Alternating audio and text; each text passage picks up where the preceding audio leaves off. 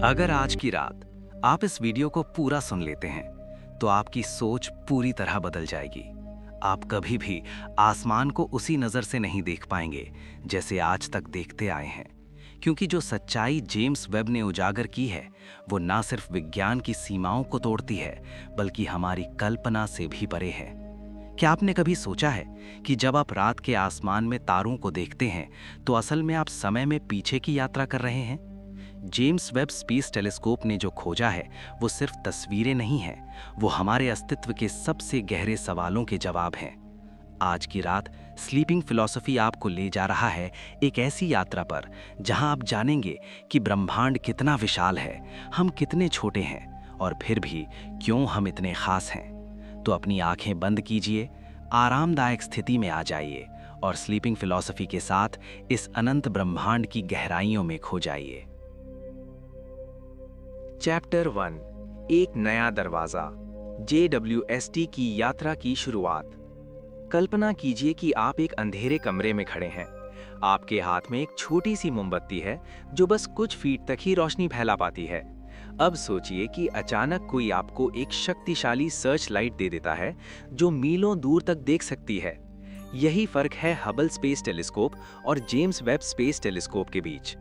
James Webb सिर्फ एक telescope नहीं है, ये मानवता की आंखों का एक नया संस्करण है जो उन चीजों को देख सकता है जिन्हें हमने कभी देखने की कल्पना भी नहीं की थी। जेम्स वेब स्पेस टेलीस्कोप, जिसे प्यार से JWST भी कहा जाता है, की कहानी शुरू होती है लगभग 30 साल पहले से, जब वैज्ञानिकों ने ये महसूस किया कि हबल टेलीस्कोप, जो उस समय हमारी सबसे शक्तिशाली आंख थी, की भी अपनी सीमाएं हैं। हबल ने हमें अद्भुत तस्वीरें दी, हमें ब्रह्मांड की सुंदरता दिखाई, लेकिन वहां बहुत कुछ था जो अभी भी अंधेरे में छिपा था। ऐसे रहस्य, ऐसे सवाल जिनके जवाब खोजने के लिए हमें कुछ और चाहिए था। टेलीस्कोप का मतलब क्या होता है? सरल शब्दों में कहें तो टेलीस्कोप एक ऐसा उपकरण है जो दूर की चीजों को पास लाकर दिखाता है। जैसे आप अपनी दूरबीन से दूर के पहाड़ों को देखते हैं, वैसे ही टेलीस्कोप अंतरिक्ष में मौजूद तारों, ग्रहों और आकाशगंगाओं को देखता है। लेकिन अंतरिक्ष में मौजूद टेलीस्कोप जमीन पर मौजूद टेलीस्कोप से बहुत ज्यादा शक्तिशाली होते हैं, क्योंकि उन्हें पृथ्वी के वायुमंडल का सामना नहीं करना पड़ता। हमारा वायुमंडल हालांकि हमारी जिंदगी के लिए जरूरी है, लेकिन ये प्रकाश को विकृत कर देता है, जैसे आप पानी में डूबी हुई छड़ी को टेढ़ी देखते हैं। JWST को बनाने में लगभग 3 दशक लगे। हजारों वैज्ञानिकों, इंजीनियरों ने दिन रात मेहनत की। इसकी लागत लगभग 10 अरब डॉलर थी। ये सिर्फ एक मशीन नहीं थी, ये मानवता की महत्वाकांक्षा का प्रतीक थी। हर पुर्जा, हर शीशा, हर तार को इतनी सावधानी से बनाया गया जैसे किसी कीमती आभूषण को बनाया जाता है, क्योंकि एक भी गलती का मतलब हो सकता था कि ये पूरा मिशन विफल हो जाए। 25 दिसंबर 2021, क्रिसमस का दिन, फ्रेंच गुयाना से एक रॉकेट उठा। उसमें मौजूद था मानवता का सबसे महत्वाकांक्षी वैज्ञानिक प्रयास। दुनिया भर के लाखों लोगों ने अपनी सांसें रोककर इस प्रक्षेपण को देखा। रॉकेट आसमान में गायब हो गया और JWST अपनी यात्रा पर निकल पड़ा। लेकिन ये यात्रा आसान नहीं थी। JWST को पृथ्वी से लगभग 15 लाख किलोमीटर दूर जाना था, एक खास जगह पर जिसे L2 पॉइंट कहा जाता है। अब सवाल उठता है कि इतनी दूर क्यों? क्योंकि JWST एक खास तरह की रोशनी देखता है जिसे इंफ्रारेड लाइट कहते हैं। ये वो रोशनी है जो हमारी आंखें नहीं देख सकती। जैसे कुत्ते ऐसी आवाजें सुन सकते हैं जो हम नहीं सुन सकते, वैसे ही JWST ऐसी रोशनी देख सकता है जो हमारे लिए अदृश्य है। इंफ्रारेड लाइट गर्मी से जुड़ी होती है, इसलिए JWST को बेहद ठंडा रखना जरूरी है, नहीं तो ये अपनी ही गर्मी से चकाचौंध हो जाएगा, जैसे आप अंधेरे में अपनी टॉर्च की रोशनी सीधे अपनी आंखों में डालें। L2 पॉइंट एक ऐसी जगह है जहां सूरज, पृथ्वी और चंद्रमा की गुरुत्वाकर्षण शक्तियां संतुलित हो जाती हैं। यहां JWST एक खास तरह के शील्ड के पीछे छिप सकता है जो इसे सूरज की गर्मी से बचाता है। ये शील्ड एक टेनिस कोर्ट जितनी बड़ी है और इतनी पतली कि आप इसे देख भी नहीं सकते, लेकिन ये इतनी प्रभावी है कि ये JWST को -230 डिग्री सेल्सियस तक ठंडा रखती है। ये वो तापमान है जहाँ सब कुछ जम जाता है। JWST का मुख्य शीशा, जिसे प्राइमरी मिरर कहते हैं, लगभग 6.5 मीटर चौड़ा है। ये 18 षटकोणीय टुकड़ों से बना है जो सोने की एक बारीक परत से ढके हुए हैं। सोना क्यों? क्योंकि सोना इंफ्रारेड लाइट को सबसे अच्छे से प्रतिबिंबित करता है। ये शीशा इतना सटीक है कि अगर इसे पृथ्वी के आकार तक बढ़ा दिया जाए तो इसकी सबसे बड़ी खामी भी सिर्फ कुछ इंच की होगी। ये मानव निर्माण का एक अद्भुत नमूना है। लेकिन JWST को अंतरिक्ष में पहुंचाना ही काफी नहीं था, इसे खोलना भी एक बड़ी चुनौती थी, क्योंकि JWST इतना बड़ा है कि ये किसी भी रॉकेट में पूरी तरह फिट नहीं हो सकता था। इसलिए इसे मोड़कर तह लगाकर भेजा गया, जैसे ओरिगेमी कागज को मोड़ा जाता है। अंतरिक्ष में पहुंचने के बाद इसे धीरे धीरे खोला गया। ये प्रक्रिया लगभग 1 महीने चली। हर दिन हर कदम पर कुछ गलत हो सकता था, लेकिन वैज्ञानिकों की मेहनत रंग लाई और JWST पूरी तरह खुल गया अपने पूरे वैभव में। इसके बाद शुरू हुआ कैलिब्रेशन का काम, यानी JWST के सभी उपकरणों को सही तरीके से सेट करना ताकि वे सबसे साफ, सबसे सटीक तस्वीरें दे सकें। ये काम भी कई महीनों तक चला। वैज्ञानिकों ने अलग अलग तारों पर JWST को फोकस किया, उसके शीशे को सूक्ष्म रूप से आयोजित किया, उसके सेंसरों को जांचा। ये एक बेहद नाजुक काम था, जैसे किसी वाद्य यंत्र को ट्यून करना। और फिर जुलाई 2022 में दुनिया ने JWST की पहली आधिकारिक तस्वीरें देखीं। वो तस्वीरें इतनी शानदार थीं, इतनी विस्तृत थीं कि पूरी दुनिया अवाक रह गई। नासा के मुख्यालय में वैज्ञानिक रो पड़े। दशकों की मेहनत, अरबों डॉलर, हजारों लोगों का योगदान, सब सफल हो गया था। JWST ने वो दिखाया जो किसी ने पहले कभी नहीं देखा था। लेकिन JWST सिर्फ तस्वीरें नहीं लेता, ये ब्रह्मांड की कहानी पढ़ता है। हर तारे की रोशनी में एक कोड छिपा होता है, एक संदेश। JWST उस संदेश को डिकोड करता है। ये बताता है कि वो तारा किससे बना है, कितना गर्म है, कितनी तेजी से हमसे दूर जा रहा है।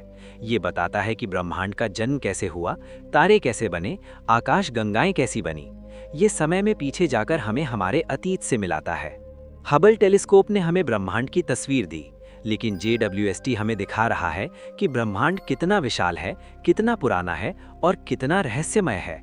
हबल ने हमें ब्रह्मांड की तस्वीर दी, JWST हमें ब्रह्मांड की जीवनी दे रहा है। ये अंतर बहुत बड़ा है, क्योंकि तस्वीर सिर्फ एक पल को कैद करती है, लेकिन जीवनी पूरी कहानी बताती है। JWST का एक और महत्वपूर्ण अंतर ये है कि ये हबल से लगभग 100 गुना ज्यादा संवेदनशील है। मतलब ये उन चीजों को देख सकता है जो बेहद धुंधली हैं, बेहद दूर हैं, ऐसी चीजें जो हबल की पहुंच से बाहर थीं। ये ऐसा है जैसे अगर हबल एक मोमबत्ती को 1 किलोमीटर दूर से देख सकता था, तो JWST उसे 100 किलोमीटर दूर से देख सकता है। ये शक्ति हमें ब्रह्मांड के उन कोनों में झांकने देती है जहां अब तक अंधेरा था। इस टेलीस्कोप के 4 मुख्य उपकरण हैं। NIR कैम, जो नियर इंफ्रारेड कैमरा है और मुख्य रूप से तस्वीरें लेता है। NIR-SP, जो नियर इंफ्रारेड स्पेक्ट्रोग्राफ है और रोशनी को उसके अलग अलग रंगों में तोड़ता है ताकि हम समझ सकें कि चीज़ें किससे बनी हैं। मिरी, जो मिड इंफ्रारेड इंस्ट्रूमेंट है और भी गहरी इंफ्रारेड रोशनी को देखता है। और FGS by NIRRS, जो फाइन गाइडेंस सेंसर है और JWST को सही दिशा में रखने में मदद करता है, साथ ही ग्रहों के वायुमंडल का अध्ययन करता है। ये चारों उपकरण मिलकर JWST को एक बहुआयामी शक्ति देते हैं। ये सिर्फ देखता नहीं है, ये समझता भी है। ये सिर्फ रोशनी को कैद नहीं करता, ये उसका विश्लेषण भी करता है। ये ब्रह्मांड का एक जासूस है जो सुरागों को इकट्ठा करता है और फिर पूरी कहानी को एक साथ जोड़ता है। JWST की स्थापना ने वैज्ञानिक की दुनिया में एक नया युग शुरू किया है। ये सिर्फ एक मशीन नहीं है, ये मानवता की जिज्ञासा का प्रतीक है। ये हमारे उस सपने का प्रतीक है कि हम जानना चाहते हैं कि हम कहाँ से आए हैं, हम क्या हैं और हम कहाँ जा रहे हैं। JWST हमें इन सवालों के जवाब देने में मदद कर रहा है, एक एक तस्वीर, एक एक डेटा पॉइंट के साथ। जब आप आज रात सो जाएंगे, तब भी JWST जागता रहेगा, लाखों किलोमीटर दूर अंतरिक्ष की ठंड में अपना काम करता रहेगा। वो देखता रहेगा, रिकॉर्ड करता रहेगा, हमारे लिए ब्रह्मांड के रहस्यों को उजागर करता रहेगा। ये एक ऐसी यात्रा है जो कभी नहीं रुकती, क्योंकि ब्रह्मांड अनंत है और उसके रहस्य भी अनंत हैं। तो ये थी JWST की शुरुआत की कहानी, एक सपने से लेकर वास्तविकता तक का सफर। लेकिन ये सिर्फ शुरुआत है। अब हम देखेंगे कि JWST ने क्या खोजा है और कैसे उसने हमारी समझ को पूरी तरह बदल दिया है। Chapter 2, going back in time, the secret of light years. अब मैं आपको एक ऐसी बात बताने जा रहा हूं जो शायद आपको अजीब लगे, लेकिन ये पूरी तरह सच है। जब आप रात में आसमान की तरफ देखते हैं और किसी तारे को देखते हैं, तो आप असल में अतीत को देख रहे हैं। आप एक टाइम ट्रैवलर हैं, बिना किसी टाइम मशीन के।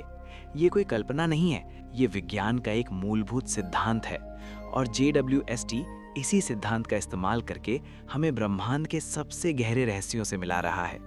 प्रकाश की एक खास विशेषता है, ये बेहद तेज चलता है, लेकिन फिर भी इसकी एक सीमा है। प्रकाश 1 सेकंड में लगभग 3 लाख किलोमीटर की दूरी तय करता है। ये इतनी तेज गति है कि हम इसकी कल्पना भी मुश्किल से कर पाते हैं। अगर प्रकाश पृथ्वी के चारों तरफ दौड़े तो ये 1 सेकंड में 7.5 बार पृथ्वी का चक्कर लगा सकता है। लेकिन ब्रह्मांड इतना विशाल है कि प्रकाश की ये गति भी धीमी लगने लगती है। जब सूरज की रोशनी पृथ्वी तक पहुंचती है तो उसे लगभग 8 मिनट लगते हैं। इसका मतलब ये है कि जब आप सूरज को देखते हैं तो आप सूरज को वैसा देख रहे हैं जैसा वो 8 मिनट पहले था। अगर इसी पल सूरज गायब हो जाए तो भी हमें 8 मिनट तक इसका पता नहीं चलेगा। हम 8 मिनट तक सूरज की रोशनी को देखते रहेंगे क्योंकि वो रोशनी पहले से ही अपने रास्ते में है। ये समय का एक अजीब खेल है। अब सोचिए चंद्रमा के बारे में। चंद्रमा की रोशनी को पृथ्वी तक आने में सिर्फ 1.25 सेकंड लगते हैं, तो जब आप चांद को देखते हैं आप चांद को 1.25 सेकंड पहले का देख रहे हैं। ये फर्क बहुत छोटा है लेकिन ये मौजूद है, और जैसे जैसे हम दूर जाते हैं ये फर्क बढ़ता जाता है। अब बात करते हैं लाइट ईयर की। लाइट ईयर एक दूरी का माप है, समय का नहीं। बहुत से लोग इसे गलत समझते हैं। एक लाइट ईयर वो दूरी है जो प्रकाश 1 साल में तय करता है। अगर हम हिसाब लगाएं तो एक लाइट ईयर लगभग 9 खरब 700 अरब किलोमीटर के बराबर होता है। ये संख्या इतनी बड़ी है कि हम इसे आसानी से समझ नहीं सकते। इसे समझने के लिए एक उदाहरण लेते हैं। अगर आप अपनी कार से 1 लाइट ईयर की दूरी तय करना चाहें और आप बिना रुके 100 किलोमीटर प्रति घंटे की रफ्तार से चलें तो आपको लगभग 1 करोड़ 10 लाख साल लगेंगे। हाँ, आपने सही सुना, 1 करोड़ 10 लाख साल। हमारे सबसे करीबी तारे का नाम प्रॉक्सिमा सेंटोरी है। ये हमसे लगभग 4 लाइट ईयर्स दूर है। इसका मतलब ये है कि जो रोशनी आज रात आप प्रॉक्सिमा सेंटोरी से देख रहे हैं वो रोशनी 4 साल पहले वहाँ से निकली थी। 4 साल पहले क्या हो रहा था? शायद आप कहीं और थे, कुछ और कर रहे थे। उस समय निकली रोशनी आज आपकी आंखों में पहुँच रही है। ये टाइम ट्रैवल नहीं तो और क्या है? लेकिन प्रॉक्सिमा सेंटोरी तो बहुत करीब है। ब्रह्मांड में अरबों तारे हैं जो हजारों लाखों यहाँ तक कि अरबों लाइट ईयर्स दूर हैं। जब हम इन तारों को देखते हैं तो हम सचमुच समय में बहुत पीछे जा रहे हैं। हम ब्रह्मांड के इतिहास को देख रहे हैं, जैसे किसी पुरानी किताब के पन्नों को पलटना। एंड्रोमेडा गैलेक्सी, जो हमारी मिल्की वे गैलेक्सी की पड़ोसी है, लगभग 25 लाख लाइट ईयर्स दूर है। जब आप रात में एंड्रोमेडा को देखते हैं तो आप उसे 25 लाख साल पहले का देख रहे हैं। उस समय पृथ्वी पर क्या था? उस समय इंसान अभी विकसित भी नहीं हुए थे। हमारे पूर्वज अभी भी बंदरों जैसे प्राणी थे। एंड्रोमेडा की रोशनी ने अपनी यात्रा तब शुरू की जब पृथ्वी पर इंसान का कोई नामो निशान नहीं था, और आज लाखों साल बाद वो रोशनी हमारी आंखों तक पहुंच रही है। JWST इसी सिद्धांत को बहुत आगे तक ले जाता है। ये इतनी दूर देख सकता है कि ये ऐसे तारों और आकाशगंगाओं को देख सकता है जो 13 अरब साल पहले अस्तित्व में थी। 13 अरब साल, ये संख्या इतनी बड़ी है कि हम इसे ठीक से समझ भी नहीं सकते। ब्रह्मांड की उम्र लगभग 13 अरब 80 करोड़ साल है, तो JWST लगभग ब्रह्मांड के जन्म के समय तक देख सकता है। ये ऐसा है जैसे आप किसी बच्चे की पहली तस्वीर देख रहे हो जब वो अभी अभी पैदा हुआ था। लेकिन ये कैसे संभव है? कैसे JWST इतनी दूर, इतने पीछे देख सकता है? इसका राज है इंफ्रारेड लाइट। जैसा कि हमने पहले बताया, JWST इंफ्रारेड लाइट में देखता है, और इंफ्रारेड लाइट की ये खासियत है कि ये बादलों, धूल और गैस के बीच से गुजर सकती है। ब्रह्मांड में बहुत सी चीज़ें हैं जो सामान्य प्रकाश को रोक देती हैं, लेकिन इंफ्रारेड लाइट को नहीं रोक पाती। ये ऐसा है जैसे कोहरे में एक्सरे मशीन से देखना। और एक और महत्वपूर्ण बात है जिसे रेड शिफ्ट कहते हैं। ये थोड़ा जटिल है लेकिन मैं इसे आसान बनाने की कोशिश करूँगा। जब कोई चीज़ हमसे बहुत तेज़ी से दूर जा रही होती है तो उसकी रोशनी का रंग बदल जाता है, वो लाल हो जाती है। इसे रेड शिफ्ट कहते हैं। ये डॉपलर इफेक्ट की तरह है। जैसे जब कोई ट्रेन आपकी तरफ आती है तो उसकी सीटी की आवाज़ तेज़ लगती है, और जब वो दूर जाती है तो धीमी लगती है। उसी तरह जब कोई तारा या आकाशगंगा हमसे दूर जाती है तो उसकी रोशनी लाल हो जाती है। ब्रह्मांड लगातार फैल रहा है। ये एक बहुत बड़ी खोज थी जो लगभग 100 साल पहले हुई थी। इसका मतलब ये है कि सभी आकाशगंगाएं एक दूसरे से दूर जा रही हैं, और जो आकाशगंगाएं बहुत दूर हैं वो बहुत तेज़ी से दूर जा रही हैं। इसलिए उनकी रोशनी बहुत ज़्यादा लाल हो गई है, इतनी लाल कि वो अब सामान्य प्रकाश नहीं रह गई, वो इंफ्रारेड हो गई है। और यहीं पर JWST काम करता है, क्योंकि ये इंफ्रारेड में देखता है। ये उन आकाशगंगाओं को देख सकता है जो इतनी दूर है, इतनी पुरानी है कि उनकी रोशनी हमारे लिए इंफ्रारेड बन चुकी है। तो जब JWST किसी बहुत दूर की आकाशगंगा की तस्वीर लेता है, वो सिर्फ एक तस्वीर नहीं ले रहा, वो एक टाइम कैप्सूल खोल रहा है। वो हमें दिखा रहा है कि ब्रह्मांड अरबों साल पहले कैसा दिखता था। ये ऐसा है जैसे आपके पास एक जादुई दर्पण हो जो आपको अपना अतीत दिखाए, लेकिन ये दर्पण पूरे ब्रह्मांड का अतीत दिखाता है। अब सोचिए इसके मतलब क्या है। जब हम ब्रह्मांड के सबसे दूर के कोनों को देखते हैं, हम देख रहे हैं कि ब्रह्मांड कैसे बना। हम देख रहे हैं पहले तारों को, पहली आकाशगंगाओं को। हम देख रहे हैं कि कैसे हाइड्रोजन और हीलियम के बादलों से तारे बने, कैसे उन तारों ने भारी तत्व बनाए, कैसे वो तारे फटे और उन्होंने नई चीज़ें बनाईं। हम अपनी खुद की उत्पत्ति को देख रहे हैं, क्योंकि हम भी इन्हीं तारों की धूल से बने हैं। कार्ल सैगन एक महान वैज्ञानिक और विज्ञान संचारक थे। इन्होंने एक बार कहा था, we are made of star stuff. हम तारों की धूल से बने हैं। और ये सिर्फ एक कविता नहीं है, ये वैज्ञानिक सच्चाई है। आपके शरीर में मौजूद कार्बन, ऑक्सीजन, नाइट्रोजन, कैल्शियम, लोहा, सब कुछ किसी तारे के अंदर बना था। अरबों साल पहले किसी तारे ने अपनी मृत्यु में इन तत्वों को ब्रह्मांड में फैलाया। वे तत्व घूमते रहे, मिलते रहे और अंत में हमारे सौर मंडल का हिस्सा बने। और फिर पृथ्वी बनी, और फिर जीवन बना, और फिर आप बने। जब JWST पुराने तारों को देखता है, वो हमारे पूर्वजों को देख रहा है। ना सिर्फ मानव पूर्वजों को, बल्कि ब्रह्मांडीय पूर्वजों को, उन तारों को जिन्होंने हमें बनाने के लिए ज़रूरी सामग्री प्रदान की। ये एक गहरा भावनात्मक संबंध है। हम ब्रह्मांड से अलग नहीं हैं, हम ब्रह्मांड का हिस्सा हैं। ब्रह्मांड हमें जान रहा है, अपने आप को जान रहा है, हमारी आँखों के माध्यम से, JWST के माध्यम से। लाइट ईयर्स की अवधारणा हमें ये भी बताती है कि हम कितने अकेले हैं, या शायद कितने अकेले नहीं। अगर प्रॉक्सिमा सेंटोरी पर कोई सभ्यता होती और वो आज रात हमें कोई संदेश भेजती, तो वो संदेश हमें 4 साल बाद मिलेगा। और अगर हम उन्हें जवाब दें, तो वो जवाब उन्हें और 4 साल बाद मिलेगा। एक साधारण सवाल जवाब में 8 साल लग जाएंगे। और ये तो हमारा सबसे करीबी तारा है। अगर कोई सभ्यता 1000 लाइट ईयर्स दूर है, तो एक बातचीत में 2000 साल लग जाएंगे। आप एक सवाल पूछेंगे और आपके परपोते का परपोते का परपोते का परपोते को जवाब मिलेगा। ये दूरियां, ये समय, ये सब हमें विनम्र बनाता है। हम समझते हैं कि हम कितने छोटे हैं इस विशाल ब्रह्मांड में, लेकिन साथ ही ये हमें विशेष भी बनाता है, क्योंकि हम वो प्राणी हैं जो इन सबको समझ सकते हैं। हम वो प्राणी हैं जिन्होंने JWST जैसी मशीन बनाई जो समय में पीछे देख सकती है। हम वो प्राणी हैं जो सवाल पूछते हैं, जो जवाब खोजते हैं, जो जानना चाहते हैं। JWST की हर तस्वीर एक टाइम यात्रा है। जब आप उन तस्वीरों को देखते हैं, आप सिर्फ सुंदर रंगों को नहीं देख रहे, आप इतिहास देख रहे हैं। आप ब्रह्मांड की डायरी के पन्ने पलट रहे हैं। हर आकाशगंगा एक कहानी है, हर तारा एक अध्याय है। और JWST हमें वो किताब पढ़ने में मदद कर रहा है जो अरबों साल से लिखी जा रही है। कभी कभी रात में जब आप तारों को देखें, तो ये याद रखिए कि आप अतीत में देख रहे हैं। आप वो देख रहे हैं जो हो चुका है, जो बीत चुका है। शायद वो तारा जिसे आप देख रहे हो अब मौजूद भी ना हो, शायद वो सैकड़ों साल पहले खत्म हो गया हो, लेकिन उसकी रोशनी अभी भी यात्रा कर रही है, हम तक पहुंच रही है। ये ब्रह्मांड का एक उपहार है, एक संदेश है जो समय और दूरी को पार करके हम तक आता है। और यही लाइट ईयर्स की खूबसूरती है। ये सिर्फ एक माप नहीं, ये एक दर्शन है। ये हमें सिखाता है कि समय और स्थान आपस में जुड़े हुए हैं। ये हमें सिखाता है कि जो हम देखते हैं वो अतीत है और वर्तमान हमेशा हमसे छिपा रहता है। ये हमें सिखाता है कि ब्रह्मांड रहस्यों से भरा है और हर जवाब नए सवाल लाता है। JWST के साथ हम उन जगहों पर जा सकते हैं जहां कोई इंसान कभी नहीं जा सकता। हम उन समयों को देख सकते हैं जो बीत चुके हैं। हम ब्रह्मांड के जन्म को देख सकते हैं, उसके बचपन को, उसकी जवानी को, और इस सब में हम अपने आप को भी बेहतर समझ सकते हैं, क्योंकि हम ब्रह्मांड का हिस्सा हैं और ब्रह्मांड हमारा हिस्सा है। तो अगली बार जब आप रात के आसमान को देखें, याद रखिए, आप एक टाइम ट्रैवलर हैं।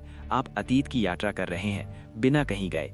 और JWST हमारा सबसे शक्तिशाली टाइम मशीन है जो हमें ब्रह्मांड के सबसे गहरे रहस्यों तक ले जा रही है।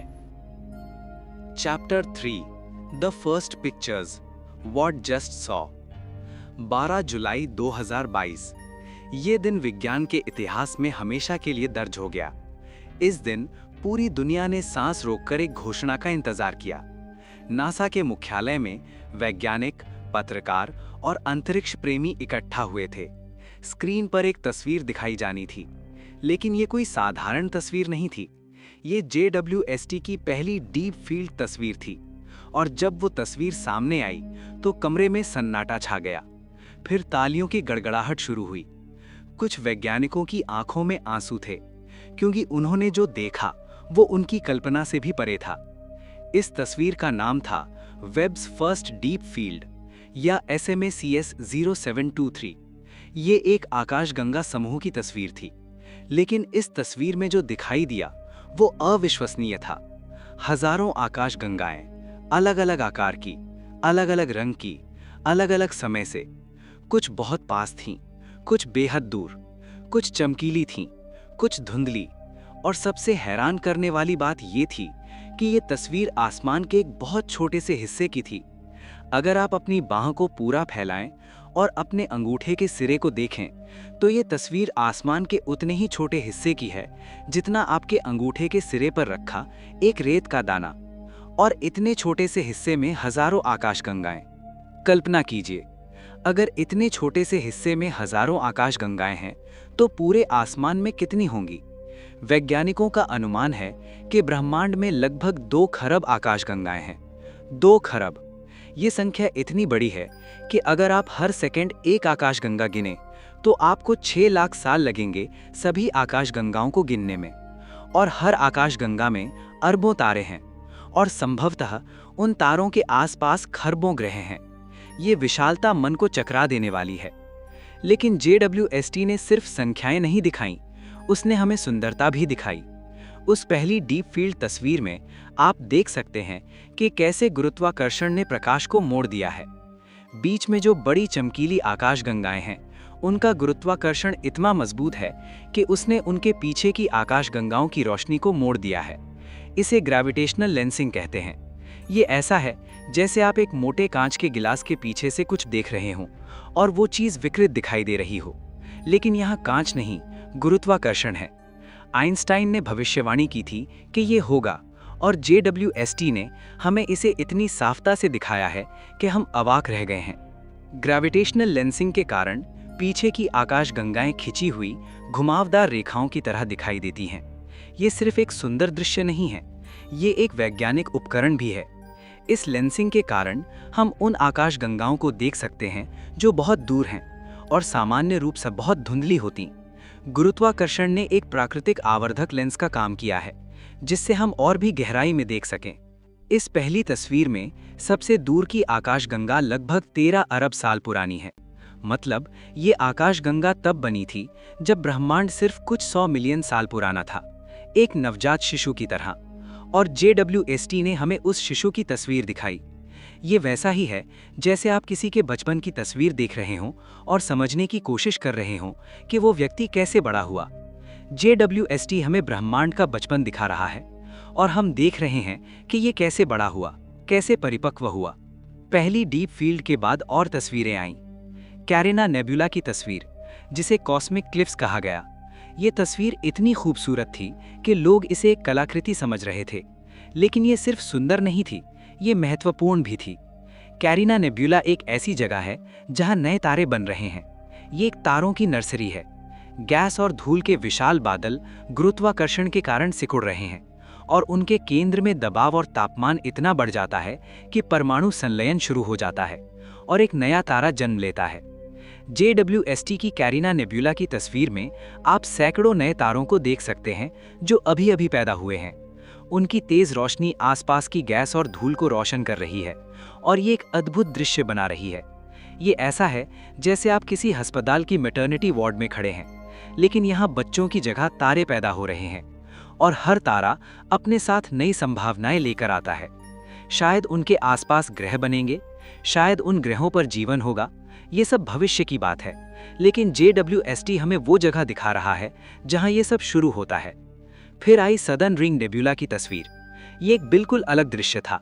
ये एक मरते हुए तारे की कहानी थी। जब एक तारा अपने जीवन के अंत में पहुंचता है तो वो अपनी बाहरी परतों को बाहर फेंक देता है।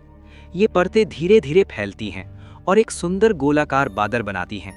इसे प्लैनेटरी नेबुला कहते हैं। हालांकि इसका प्लैनेट से कोई लेना देना नहीं है। ये नाम सिर्फ इसलिए दिया गया क्योंकि पुराने टेलीस्कोप से ये गोलाकार दिखाई देती थीं, जैसे प्लैनेट। JWST ने सदर्न रिंग नेबुला को अभूतपूर्व विस्तार से दिखाया। आप देख सकते हैं कि कैसे गैस की परतें एक के बाद एक बाहर फेंकी गई हैं। आप देख सकते हैं बीच में उस तारे को जो मर रहा है, जो धीरे धीरे ठंडा हो रहा है। ये तस्वीर हमें याद दिलाती है कि कुछ भी हमेशा के लिए नहीं है। तारे भी पैदा होते हैं, जीते हैं और मरते हैं, और जब वे मरते हैं तो वे अपनी संपत्ति ब्रह्मांड को सौंप देते हैं।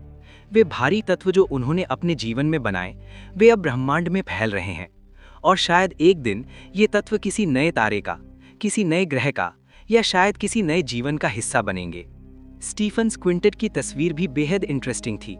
ये 5 आकाशगंगाओं का समूह है जो एक दूसरे के बहुत करीब हैं, इतने करीब कि वे एक दूसरे के साथ बातचीत कर रही हैं, एक दूसरे को प्रभावित कर रही हैं। कुछ आकाशगंगाएं तो आपस में टकरा रही हैं। जब 2 आकाशगंगाएं टकराती हैं तो ये एक धीमी लेकिन जबरदस्त प्रक्रिया है। लाखों साल लगते हैं। तारे एक दूसरे से टकराते नहीं हैं क्योंकि उनके बीच की दूरी बहुत ज्यादा है, लेकिन गुरुत्वाकर्षण उन्हें खींचता है, नई आकृतियां बनाता है, नए तारे पैदा करता है। JWST ने स्टीफन क्विंटेट की तस्वीर में दिखाया कि कैसे ये आकाशगंगाएं एक दूसरे को प्रभावित कर रही हैं। आप देख सकते हैं गैस के पुल जो एक आकाशगंगा से दूसरी तक फैले हुए हैं। आप देख सकते हैं शॉक वेव्स जो टकराव के कारण बन रहे हैं। ये एक ब्रह्मांडीय नृत्य है, धीमा लेकिन शक्तिशाली, और JWST ने हमें इस नृत्य के हर कदम को देखने की अनुमति दी है। एक और महत्वपूर्ण खोज थी एक्सोप्लैनेट्स की स्पेक्ट्रोस्कोपी। WASP 96b नामक एक ग्रह के वायुमंडल का विश्लेषण किया गया। ये ग्रह हमारे सौर मंडल से बाहर है, किसी और तारे के चारों ओर घूम रहा है। JWST ने इस ग्रह की रोशनी को विश्लेषित किया और पता लगाया कि इसके वायुमंडल में पानी की भाप है। पानी, वही पानी जो जीवन के लिए जरूरी है। ये सीधे तौर पर जीवन की खोज नहीं है, लेकिन ये एक महत्वपूर्ण कदम है। अगर वहां पानी है तो शायद वहां जीवन भी हो सकता है, या कम से कम जीवन की संभावना है। स्पेक्ट्रोस्कोपी एक ऐसी तकनीक है जहां आप प्रकाश को उसके अलग अलग रंगों में तोड़ते हैं। हर तत्व, हर मॉलिक्यूल प्रकाश को एक खास तरीके से अवशोषित या उत्सर्जित करता है। तो जब आप किसी प्लैनेट के वायुमंडल से गुजरने वाली रोशनी और उसे स्पेक्ट्रम में तोड़ते हैं तो आप बता सकते हैं कि उस वायुमंडल में क्या क्या है। ये एक जासूसी तकनीक है, जैसे किसी अपराध स्थल पर फिंगरप्रिंट ढूंढना। हर तत्व का अपना फिंगरप्रिंट होता है। JWST की ये पहली तस्वीरें सिर्फ सुंदर चित्र नहीं थी, ये वैज्ञानिक डेटा के खजाने थे।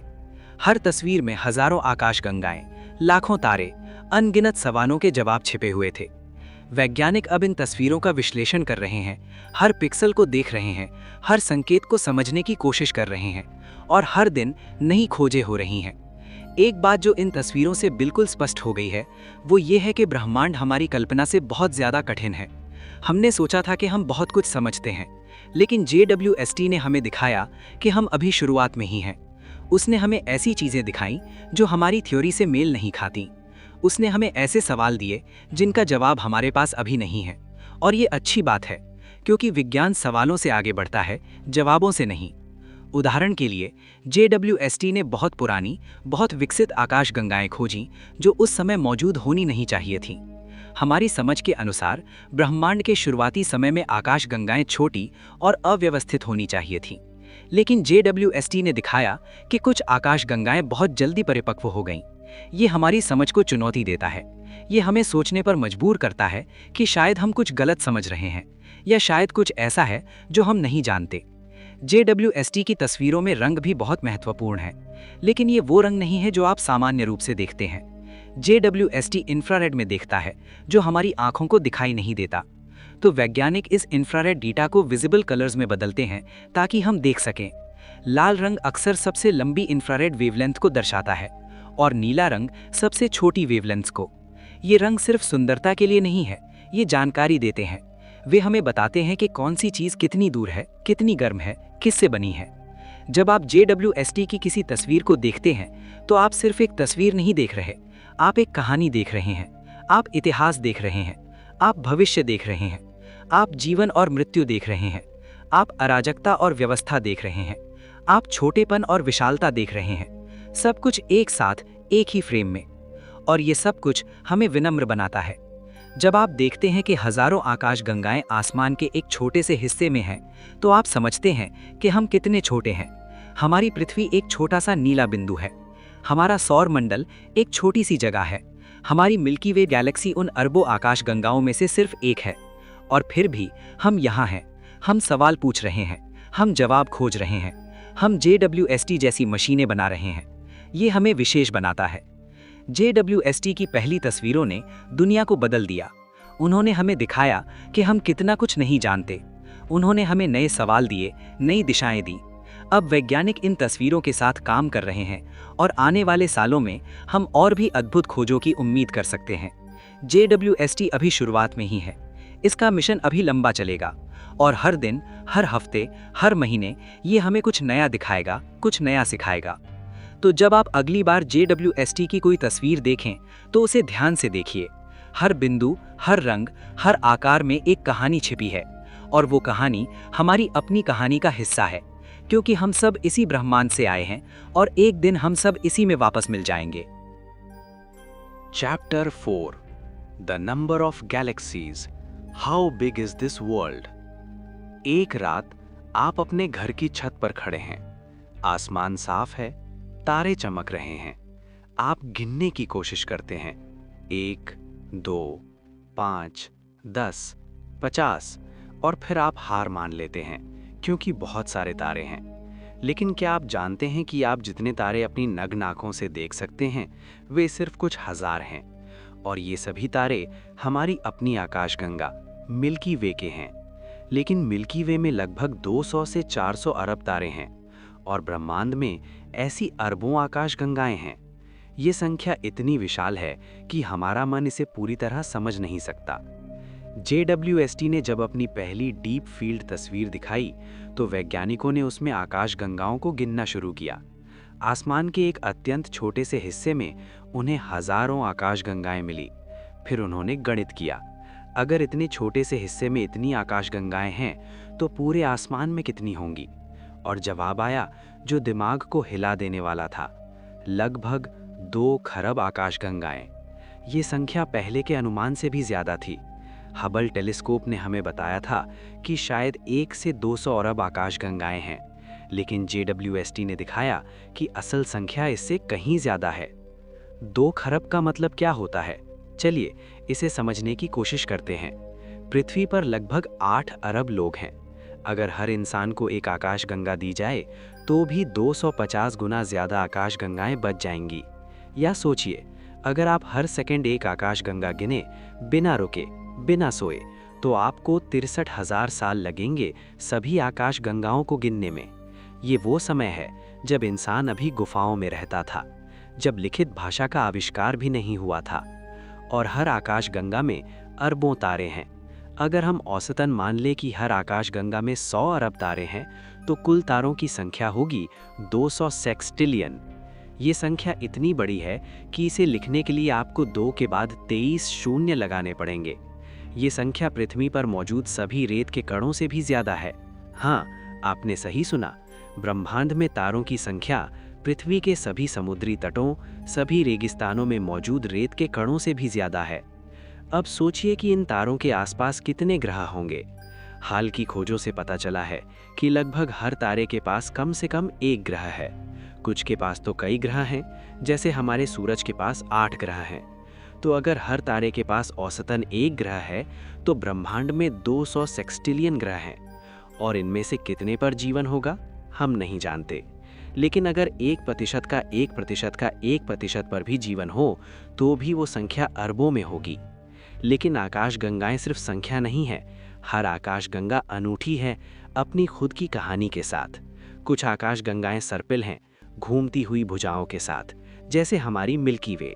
कुछ अंडाकार हैं, गोल या अंडे के आकार की। कुछ अनियमित हैं, बिना किसी निश्चित आकार के। कुछ बहुत बड़ी हैं, कुछ बहुत छोटी। कुछ बहुत चमकीली हैं, कुछ बहुत धुंधली। हर आकाशगंगा का अपना व्यक्तित्व है। JWST ने हमें दिखाया है कि आकाशगंगाएं कैसे विकसित होती हैं। ब्रह्मांड के शुरुआती समय में, जब ब्रह्मांड सिर्फ कुछ 100 मिलियन साल पुराना था, पहली आकाशगंगाएं बनी। ये छोटी, अव्यवस्थित थीं। गैस और धूल के बादल गुरुत्वाकर्षण के कारण एक साथ आए और पहले तारे बने। ये तारे बहुत बड़े थे, बहुत गर्म थे और बहुत जल्दी मर गए। जब वे मरे तो उन्होंने भारी तत्व बनाए और उन्हें ब्रह्मांड में फैलाया। इन भारी तत्वों से अगली पीढ़ी के तारे बने और फिर अगली और फिर अगली। समय के साथ छोटी आकाशगंगाएं मिलकर बड़ी आकाशगंगाएं बनी। ये प्रक्रिया अभी भी जारी है। हमारी मिल्की वे भी कई छोटी आकाशगंगाओं को अपने में मिला चुकी है और भविष्य में ये और भी आकाशगंगाओं को मिलाएगी। वास्तव में मिल्की वे और एंड्रोमेडा गैलेक्सी, जो हमारी पड़ोसी है, लगभग 4 अरब साल बाद टकराएंगे। ये एक धीमी लेकिन शानदार प्रक्रिया होगी। 2 विशाल आकाशगंगाएं एक दूसरे में मिल जाएंगी और एक नई और भी बड़ी आकाशगंगा बनाएंगी। JWST की एक बड़ी खोज ये थी कि बहुत पुरानी आकाशगंगाएं हमारी सोच से ज़्यादा विकसित थीं। वैज्ञानिकों को उम्मीद थी कि ब्रह्मांड के शुरुआती समय की आकाशगंगाएं छोटी और अव्यवस्थित होंगी, लेकिन JWST ने दिखाया कि कुछ आकाशगंगाएं बहुत जल्दी परिपक्व हो गईं। उनमें सुव्यवस्थित संरचनाएं थीं, सर्पिल भुजाएं थीं, बार थे। ये हमारी समझ को चुनौती देता है। इसका मतलब है कि शायद आकाशगंगाएं हमारी सोच से ज़्यादा तेज़ी से बनती और विकसित होती हैं। एक और दिलचस्प बात यह है कि आकाशगंगाएं अकेली नहीं रहती, वे समूहों में रहती हैं, जिन्हें गैलेक्सी क्लस्टर्स कहते हैं। हमारी मिल्की वे एक छोटे समूह का हिस्सा है जिसे लोकल ग्रुप कहते हैं। इसमें मिल्की वे, एंड्रोमेडा और लगभग 50 अन्य छोटी आकाशगंगाएं हैं। लेकिन ब्रह्मांड में बहुत बड़े समूह भी हैं जिनमें हजारों आकाशगंगाएं हैं। ये समूह गुरुत्वाकर्षण से एक साथ बंधे हुए हैं और इन समूहों के बीच विशाल खाली जगहें हैं जिन्हें वॉइड्स कहते हैं। ये जगहें इतनी बड़ी हैं कि इनमें कोई आकाशगंगा नहीं है। ये ऐसा है जैसे ब्रह्मांड एक स्पंज की तरह है, जिसमें आकाशगंगाएं स्पंज के ठोस हिस्सों पर हैं और वॉइड्स खाली जगहें हैं। ये संरचना, जिसे कॉस्मिक वेब कहते हैं, ब्रह्मांड के सबसे बड़े पैमाने पर दिखाई देती है और JWST हमें इस कॉस्मिक वेब को समझने में मदद कर रहा है। जब हम आकाशगंगाओं की संख्या के बारे में सोचते हैं तो ये सिर्फ एक आंकड़ा नहीं है। ये हमें बताता है कि ब्रह्मांड कितना विशाल है, कितना विविध है। हर आकाशगंगा में अरबों तारे हैं और संभवतः खरबों ग्रह हैं, और इन ग्रहों में से कुछ पर जीवन हो सकता है। कल्पना कीजिए कि अगर सिर्फ 1% आकाशगंगाओं में जीवन वाला कोई ग्रह हो तो भी 20 अरब आकाशगंगाओं में जीवन होगा। ये संख्या अविश्वसनीय है, लेकिन दूरियां भी उतनी ही विशाल हैं। हमारी सबसे नज़दीकी पड़ोसी आकाशगंगा एंड्रोमेडा 25 लाख लाइट ईयर्स दूर है। अगर हम प्रकाश की गति से यात्रा करें तो भी हमें 25 लाख साल लगेंगे वहां पहुंचने में। और ये तो सिर्फ हमारी पड़ोसी है। ज़्यादातर आकाशगंगाएं अरबों लाइट ईयर्स दूर हैं। ये दूरियां इतनी बड़ी हैं कि शायद हम कभी भी दूसरी आकाशगंगाओं में नहीं जा पाएंगे। हम अपनी मिल्की वे तक ही सीमित हैं, कम से कम अगले कई हजार सालों तक। लेकिन ये हमें निराश नहीं करना चाहिए, बल्कि ये हमें प्रेरित करना चाहिए। JWST जैसे टेलीस्कोप हमें वो दिखा रहे हैं जो हम कभी भौतिक रूप से नहीं देख पाएंगे। वे हमारी आंखें हैं, हमारे दूत हैं, जो ब्रह्मांड के सबसे दूर के कोनों में झांक रहे हैं और हमें बता रहे हैं कि वहाँ क्या है। हर तस्वीर, हर डेटा पॉइंट हमारी समझ को बढ़ाता है, हमारे ज्ञान को गहरा करता है। आकाशगंगाओं की ये विशाल संख्या हमें ये भी बताती है कि हम कितने अकेले नहीं हैं। अगर इतनी सारी आकाशगंगाएं हैं, इतने सारे तारे हैं, इतने सारे ग्रह हैं, तो ये सोचना कि सिर्फ पृथ्वी पर ही जीवन है बहुत ही अहंकारपूर्ण लगता है।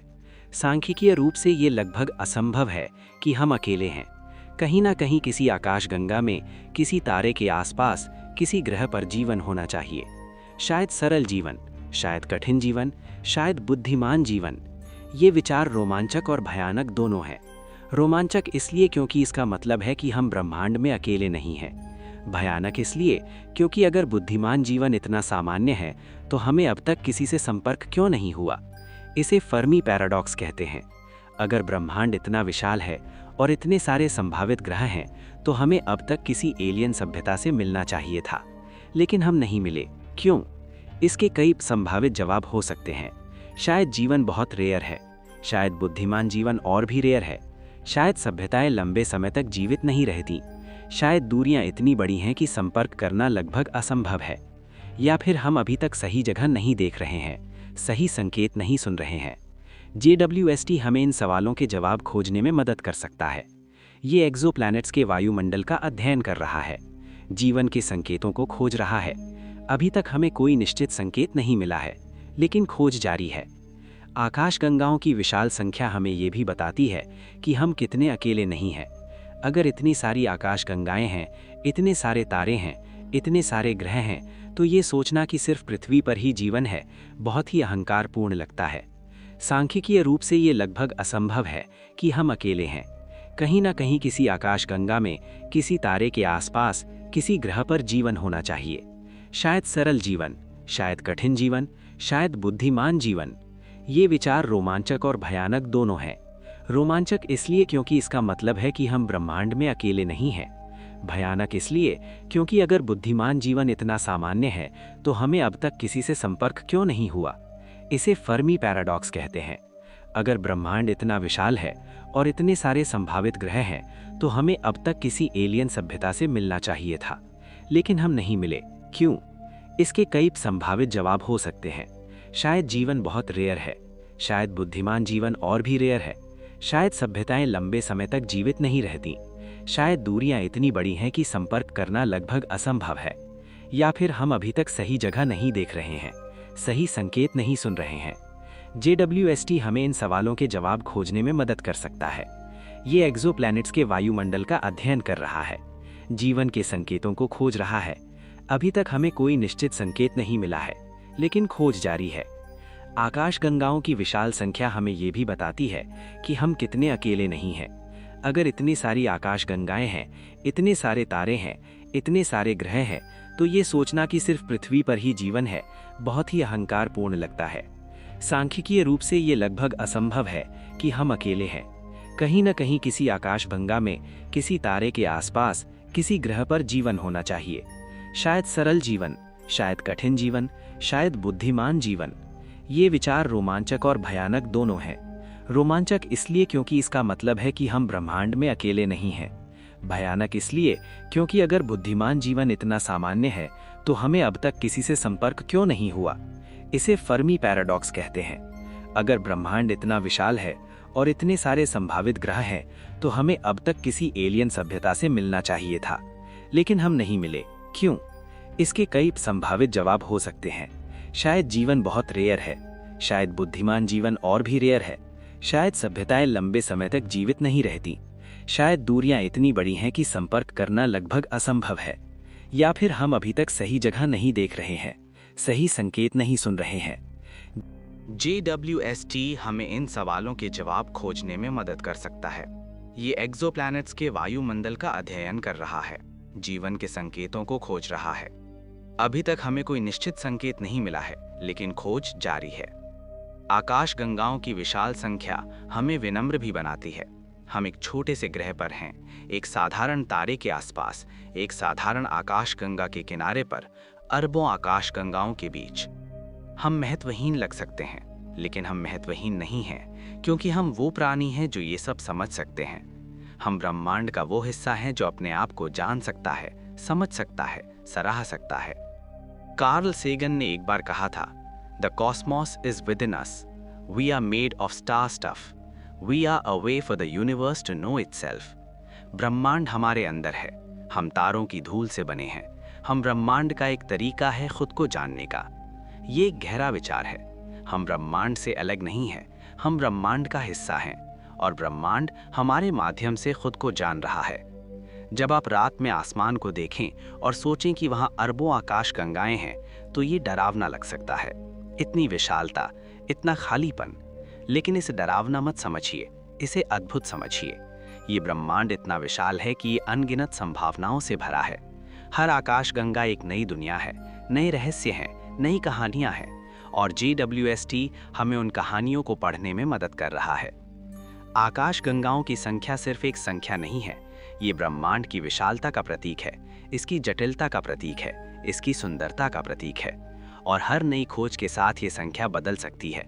शायद हम पाएं कि और भी ज्यादा आकाशगंगाएं हैं, शायद हम पाएं कि कुछ आकाशगंगाएं हमारी कल्पना से भी अलग हैं। JWST अभी शुरुआत में ही है, और ये हमें आने वाले सालों में और भी चौंकाने वाली चीजें दिखाएगा। तो जब कोई आपसे पूछे कि ब्रह्मांड कितना बड़ा है, तो आप कह सकते हैं कि इसमें लगभग 2 खरब आकाशगंगाएं हैं, लेकिन ये सिर्फ वो हिस्सा है जो हम देख सकते हैं। ऑब्जर्वेबल यूनिवर्स के बाहर और भी बहुत कुछ हो सकता है। ब्रह्मांड शायद अनंत है, और अगर ये अनंत है तो आकाशगंगाओं की संख्या भी अनंत होगी। ये विचार मन को चकरा देने वाला है, लेकिन ये ब्रह्मांड की असली सुंदरता है। ये इतना विशाल है कि हम इसे पूरी तरह कभी नहीं समझ पाएंगे, और यही इसे इतना रहस्यमय और आकर्षक बनाता है। चैप्टर 5, सबसे पुराने सितारे, यूनिवर्स की बचपन की कहानी। कल्पना कीजिए कि आपके पास एक जादुई किताब है जो आपको आपके परिवार का पूरा इतिहास बताती है। ना सिर्फ आपके माता पिता, दादा दादी का, बल्कि सैकड़ों, हजारों साल पीछे तक। आप देख सकते हैं कि आपके पूर्वज कैसे थे, वे कहाँ रहते थे, उन्होंने क्या किया। JWST हमें ठीक यही कर रहा है, लेकिन ब्रह्मांड के परिवार के लिए। ये हमें दिखा रहा है कि ब्रह्मांड का बचपन कैसा था, पहले तारे कैसे बने और कैसे वे तारे हमारे अस्तित्व का आधार बने। ब्रह्मांड का जन्म लगभग 13 अरब 80 करोड़ साल पहले एक घटना में हुआ, जिसे हम बिग बैंग कहते हैं। बिग बैंग कोई विस्फोट नहीं था, जैसा कि नाम से लगता है। ये स्थान और समय का अचानक विस्तार था। एक पल में कुछ भी नहीं था, अगले पल में सब कुछ था। ब्रह्मांड शुरू में बेहद छोटा था, बेहद गर्म था, बेहद घना था, और फिर ये फैलने लगा, ठंडा होने लगा। शुरुआत में पहले कुछ मिनटों में ब्रह्मांड इतना गर्म था कि कोई परमाणु नहीं बन सकता था। सिर्फ मूलभूत कण थे, इलेक्ट्रॉन, प्रोटॉन और न्यूट्रॉन। धीरे धीरे जैसे ब्रह्मांड फैला और ठंडा हुआ, ये कण एक साथ आने लगे। पहले हाइड्रोजन बनी, फिर हीलियम। ये दो सबसे सरल तत्व हैं। हाइड्रोजन में सिर्फ एक प्रोटॉन और एक इलेक्ट्रॉन है। हीलियम में 2 प्रोटॉन, 2 न्यूट्रॉन और 2 इलेक्ट्रॉन है। ब्रह्मांड के पहले कुछ मिनटों में लगभग सारी हाइड्रोजन और हीलियम बन गई, जो आज भी मौजूद है। लेकिन फिर लगभग 4 लाख साल तक कुछ खास नहीं हुआ। ब्रह्मांड गर्म गैस का एक विशाल बादल था, जो धीरे धीरे ठंडा हो रहा था, फैल रहा था। कोई तारे नहीं थे, कोई ग्रह नहीं थे, कोई रोशनी नहीं थी। इस समय को डार्क एजेस कहते हैं, अंधेरे युग। ये एक अजीब समय था। ब्रह्मांड मौजूद था, लेकिन देखने के लिए कुछ नहीं था। फिर लगभग 4 लाख साल बाद कुछ महत्वपूर्ण हुआ। ब्रह्मांड इतना ठंडा हो गया कि इलेक्ट्रॉन प्रोटॉन के साथ जुड़कर स्थिर परमाणु बना सकते थे। इसे रिकॉम्बिनेशन कहते हैं। और जैसे ही ये हुआ, प्रकाश मुक्त हो गया। पहले ब्रह्मांड अपारदर्शी था। प्रकाश इलेक्ट्रॉन से लगातार टकराता रहता था और आगे नहीं जा पाता था। लेकिन रिकॉम्बिनेशन के बाद प्रकाश स्वतंत्र रूप से यात्रा कर सकता था। ये प्रकाश आज भी मौजूद है और हम इसे कॉस्मिक माइक्रोवेव बैकग्राउंड रेडिएशन कहते हैं। ये ब्रह्मांड की बचपन की तस्वीर है। लेकिन अभी भी कोई तारे नहीं थे। ब्रह्मांड अभी भी अंधेरे में था। लगभग 100 मिलियन साल तक ब्रह्मांड गैस के विशाल बादलों से भरा था, जो धीरे धीरे ठंडे हो रहे थे। लेकिन गुरुत्वाकर्षण काम कर रहा था। जहां भी थोड़ा ज्यादा घनत्व था, वहां गुरुत्वाकर्षण और ज्यादा पदार्थ को खींच रहा था। धीरे धीरे ये बादल सिकुड़ने लगे, और जैसे जैसे वे सिकुड़े, उनके केंद्र गर्म होते गए। और फिर लगभग 100 से 200 मिलियन साल बाद एक जादुई पल आया। किसी बादल का केंद्र इतना गर्म और इतना घना हो गया कि परमाणु संलयन शुरू हो गया। हाइड्रोजन के परमाणु आपस में जुड़ने लगे और हीलियम बनाने लगे, और इस प्रक्रिया में भारी मात्रा में ऊर्जा निकली। रोशनी। पहला तारा जन्म ले चुका था। ब्रह्मांड में पहली बार रोशनी हुई। डार्क एजेस खत्म हो गए थे। इन पहले तारों को पॉपुलेशन 3 स्टार्स कहते हैं। ये तारे हमारे सूरज से बहुत अलग थे। ये बेहद बड़े थे, शायद हमारे सूरज से 100 गुना या उससे भी ज़्यादा बड़े थे। ये बेहद गर्म थे, बेहद चमकीले थे, और ये बहुत जल्दी मर गए, क्योंकि जितना बड़ा तारा होता है, उतनी तेज़ी से वो अपना ईंधन खत्म करता है। हमारा सूरज लगभग 10 अरब साल जिएगा, लेकिन ये पहले तारे शायद सिर्फ कुछ मिलियन साल ही जिए। लेकिन इन कुछ मिलियन सालों में उन्होंने कुछ अद्भुत किया। उन्होंने भारी तत्व बनाए। हाइड्रोजन और हीलियम के अलावा हर चीज़, कार्बन, ऑक्सीजन, नाइट्रोजन, लोहा, सोना, चांदी, सब तारों के अंदर बनी। ये पहले तारे बेहद गर्म थे, इसलिए इनके अंदर परमाणु संलयन बहुत तेज़ी से हो रहा था। हाइड्रोजन हीलियम बन रही थी, हीलियम कार्बन बन रही थी, कार्बन ऑक्सीजन बन रही थी, और ये प्रक्रिया आगे बढ़ती गई। और फिर जब ये तारे अपने जीवन के अंत में पहुंचे, वे विस्फोट में मर गए। इन विस्फोटों को सुपरनोवा कहते हैं। एक सुपरनोवा इतना शक्तिशाली होता है कि कुछ दिनों के लिए एक तारा पूरी आकाशगंगा जितना चमकीला हो सकता है। और इस विस्फोट में वे सारे भारी तत्व जो तारे ने अपने जीवन में बनाए थे, ब्रह्मांड में फैल गए। ये भारी तत्व फिर अगली पीढ़ी के तारों का हिस्सा बने और उन तारों ने और भी भारी तत्व बनाए। ये चक्र बार बार दोहराया गया। हर पीढ़ी के तारे ने भारी तत्व बनाए, मर गए और उन तत्वों को ब्रह्मांड में फैलाया और धीरे धीरे ब्रह्मांड में इन भारी तत्वों की मात्रा बढ़ती गई। हमारा सूरज एक तीसरी या चौथी पीढ़ी का तारा है। इसमें हाइड्रोजन और हीलियम के अलावा भी बहुत कुछ है। इसमें वे भारी तत्व हैं जो पुराने तारों ने बनाए थे और पृथ्वी पूरी तरह से इन भारी तत्वों से बनी है। आपका शरीर, आपकी हड्डियां, आपका खून, सब कुछ किसी पुराने तारे के अंदर बना था। आप सचमुच तारों की धूल से बने हैं। JWST ने इन पहले तारों और आकाश गंगाओं को खोजने में क्रांति ला दी है। पहले हबल भी इन्हें देख नहीं पाता था क्योंकि ये इतने दूर हैं, इतने पुराने हैं। लेकिन JWST अपनी इंफ्रारेड क्षमता के साथ इन पुराने दूर के तारों को देख सकता है और ये जो दिखा रहा है वह आश्चर्यजनक है। JWST ने ऐसी आकाश गंगाएं खोजी हैं जो ब्रह्मांड के जन्म के सिर्फ 300 मिलियन साल बाद मौजूद थीं। ये आकाश गंगाएं छोटी हैं लेकिन बहुत चमकीली हैं। इनमें तारे बहुत तेजी से बन रहे हैं। ये वो नर्सरी हैं जहां ब्रह्मांड के पहले तारे पैदा हो रहे थे और इन तारों की रोशनी ने धीरे धीरे ब्रह्मांड को फिर से रोशन किया, उसे रीआयनाइज किया। रीआयनाइजेशन एक महत्वपूर्ण प्रक्रिया है। जैसा कि हमने बताया, रिकॉम्बिनेशन के बाद ब्रह्मांड न्यूट्रल हो गया था। इलेक्ट्रॉन प्रोटॉन के साथ जुड़ गए थे। लेकिन जब पहले ताने बने, उनकी तेज अल्ट्रावायलेट रोशनी ने इन परमाणुओं को फिर से आयोनाइज करना शुरू किया, मतलब इलेक्ट्रॉन फिर से अलग हो गए। ये प्रक्रिया धीरे धीरे हुई, लेकिन अंततः पूरा ब्रह्मांड रीआयोनाइज हो गया और ये एक महत्वपूर्ण कदम था क्योंकि इसने ब्रह्मांड को और अधिक जटिल संरचनाओं के लिए तैयार किया। JWST ने एक और चौंकाने वाली चीज दिखाई है। कुछ बहुत पुरानी आकाश गंगाएं हमारी उम्मीद से कहीं ज्यादा बड़ी और परिपक्व हैं। वैज्ञानिकों को लगता था कि ब्रह्मांड के शुरुआती समय में आकाश गंगाएं छोटी और अव्यवस्थित होंगी, लेकिन JWST ने दिखाया कि कुछ आकाश गंगाएं बहुत जल्दी बड़ी हो गई। इसका मतलब है कि शायद तारे और आकाश गंगाएं हमारी सोच से ज्यादा तेजी से बनती हैं। ये खोज हमारी समझ को चुनौती देती है।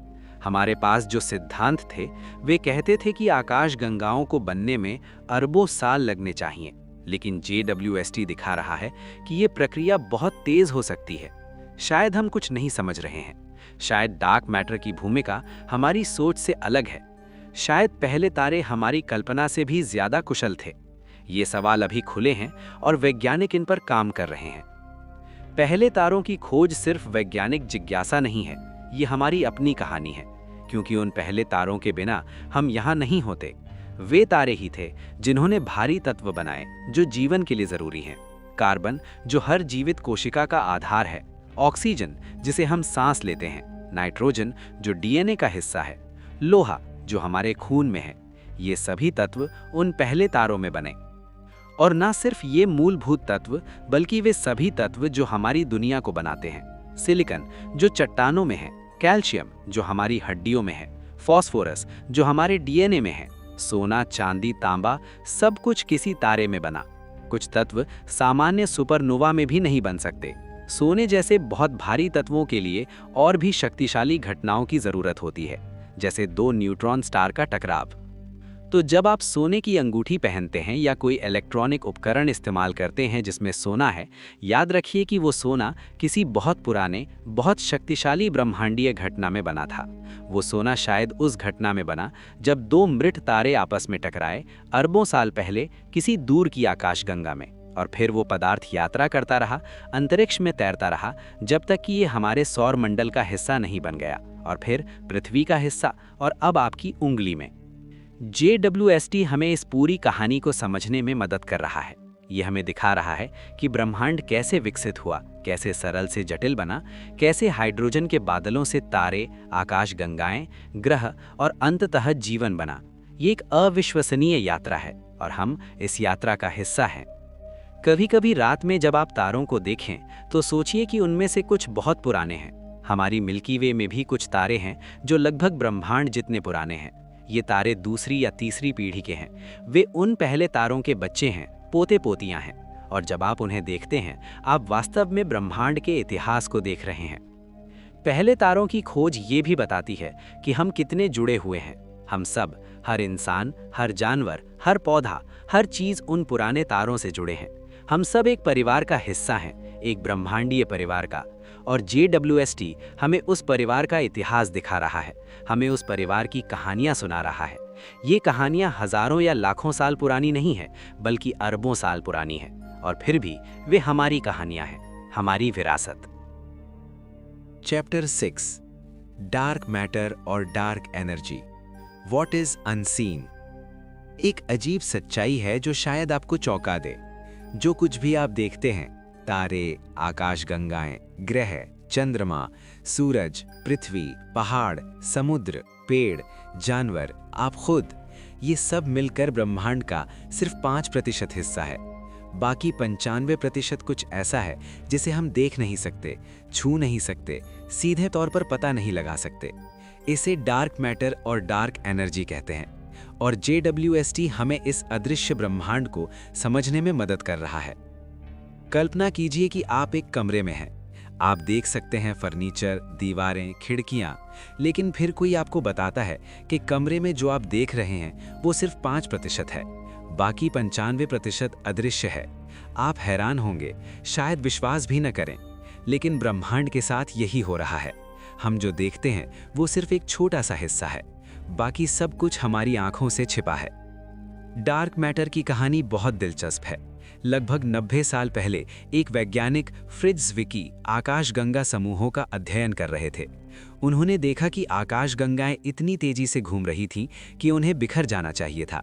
जो दिखाई देने वाला पदार्थ था, उसका गुरुत्वाकर्षण इतना मजबूत नहीं था कि वो इन आकाशगंगाओं को एक साथ रख सके। फिर भी वे एक साथ थीं।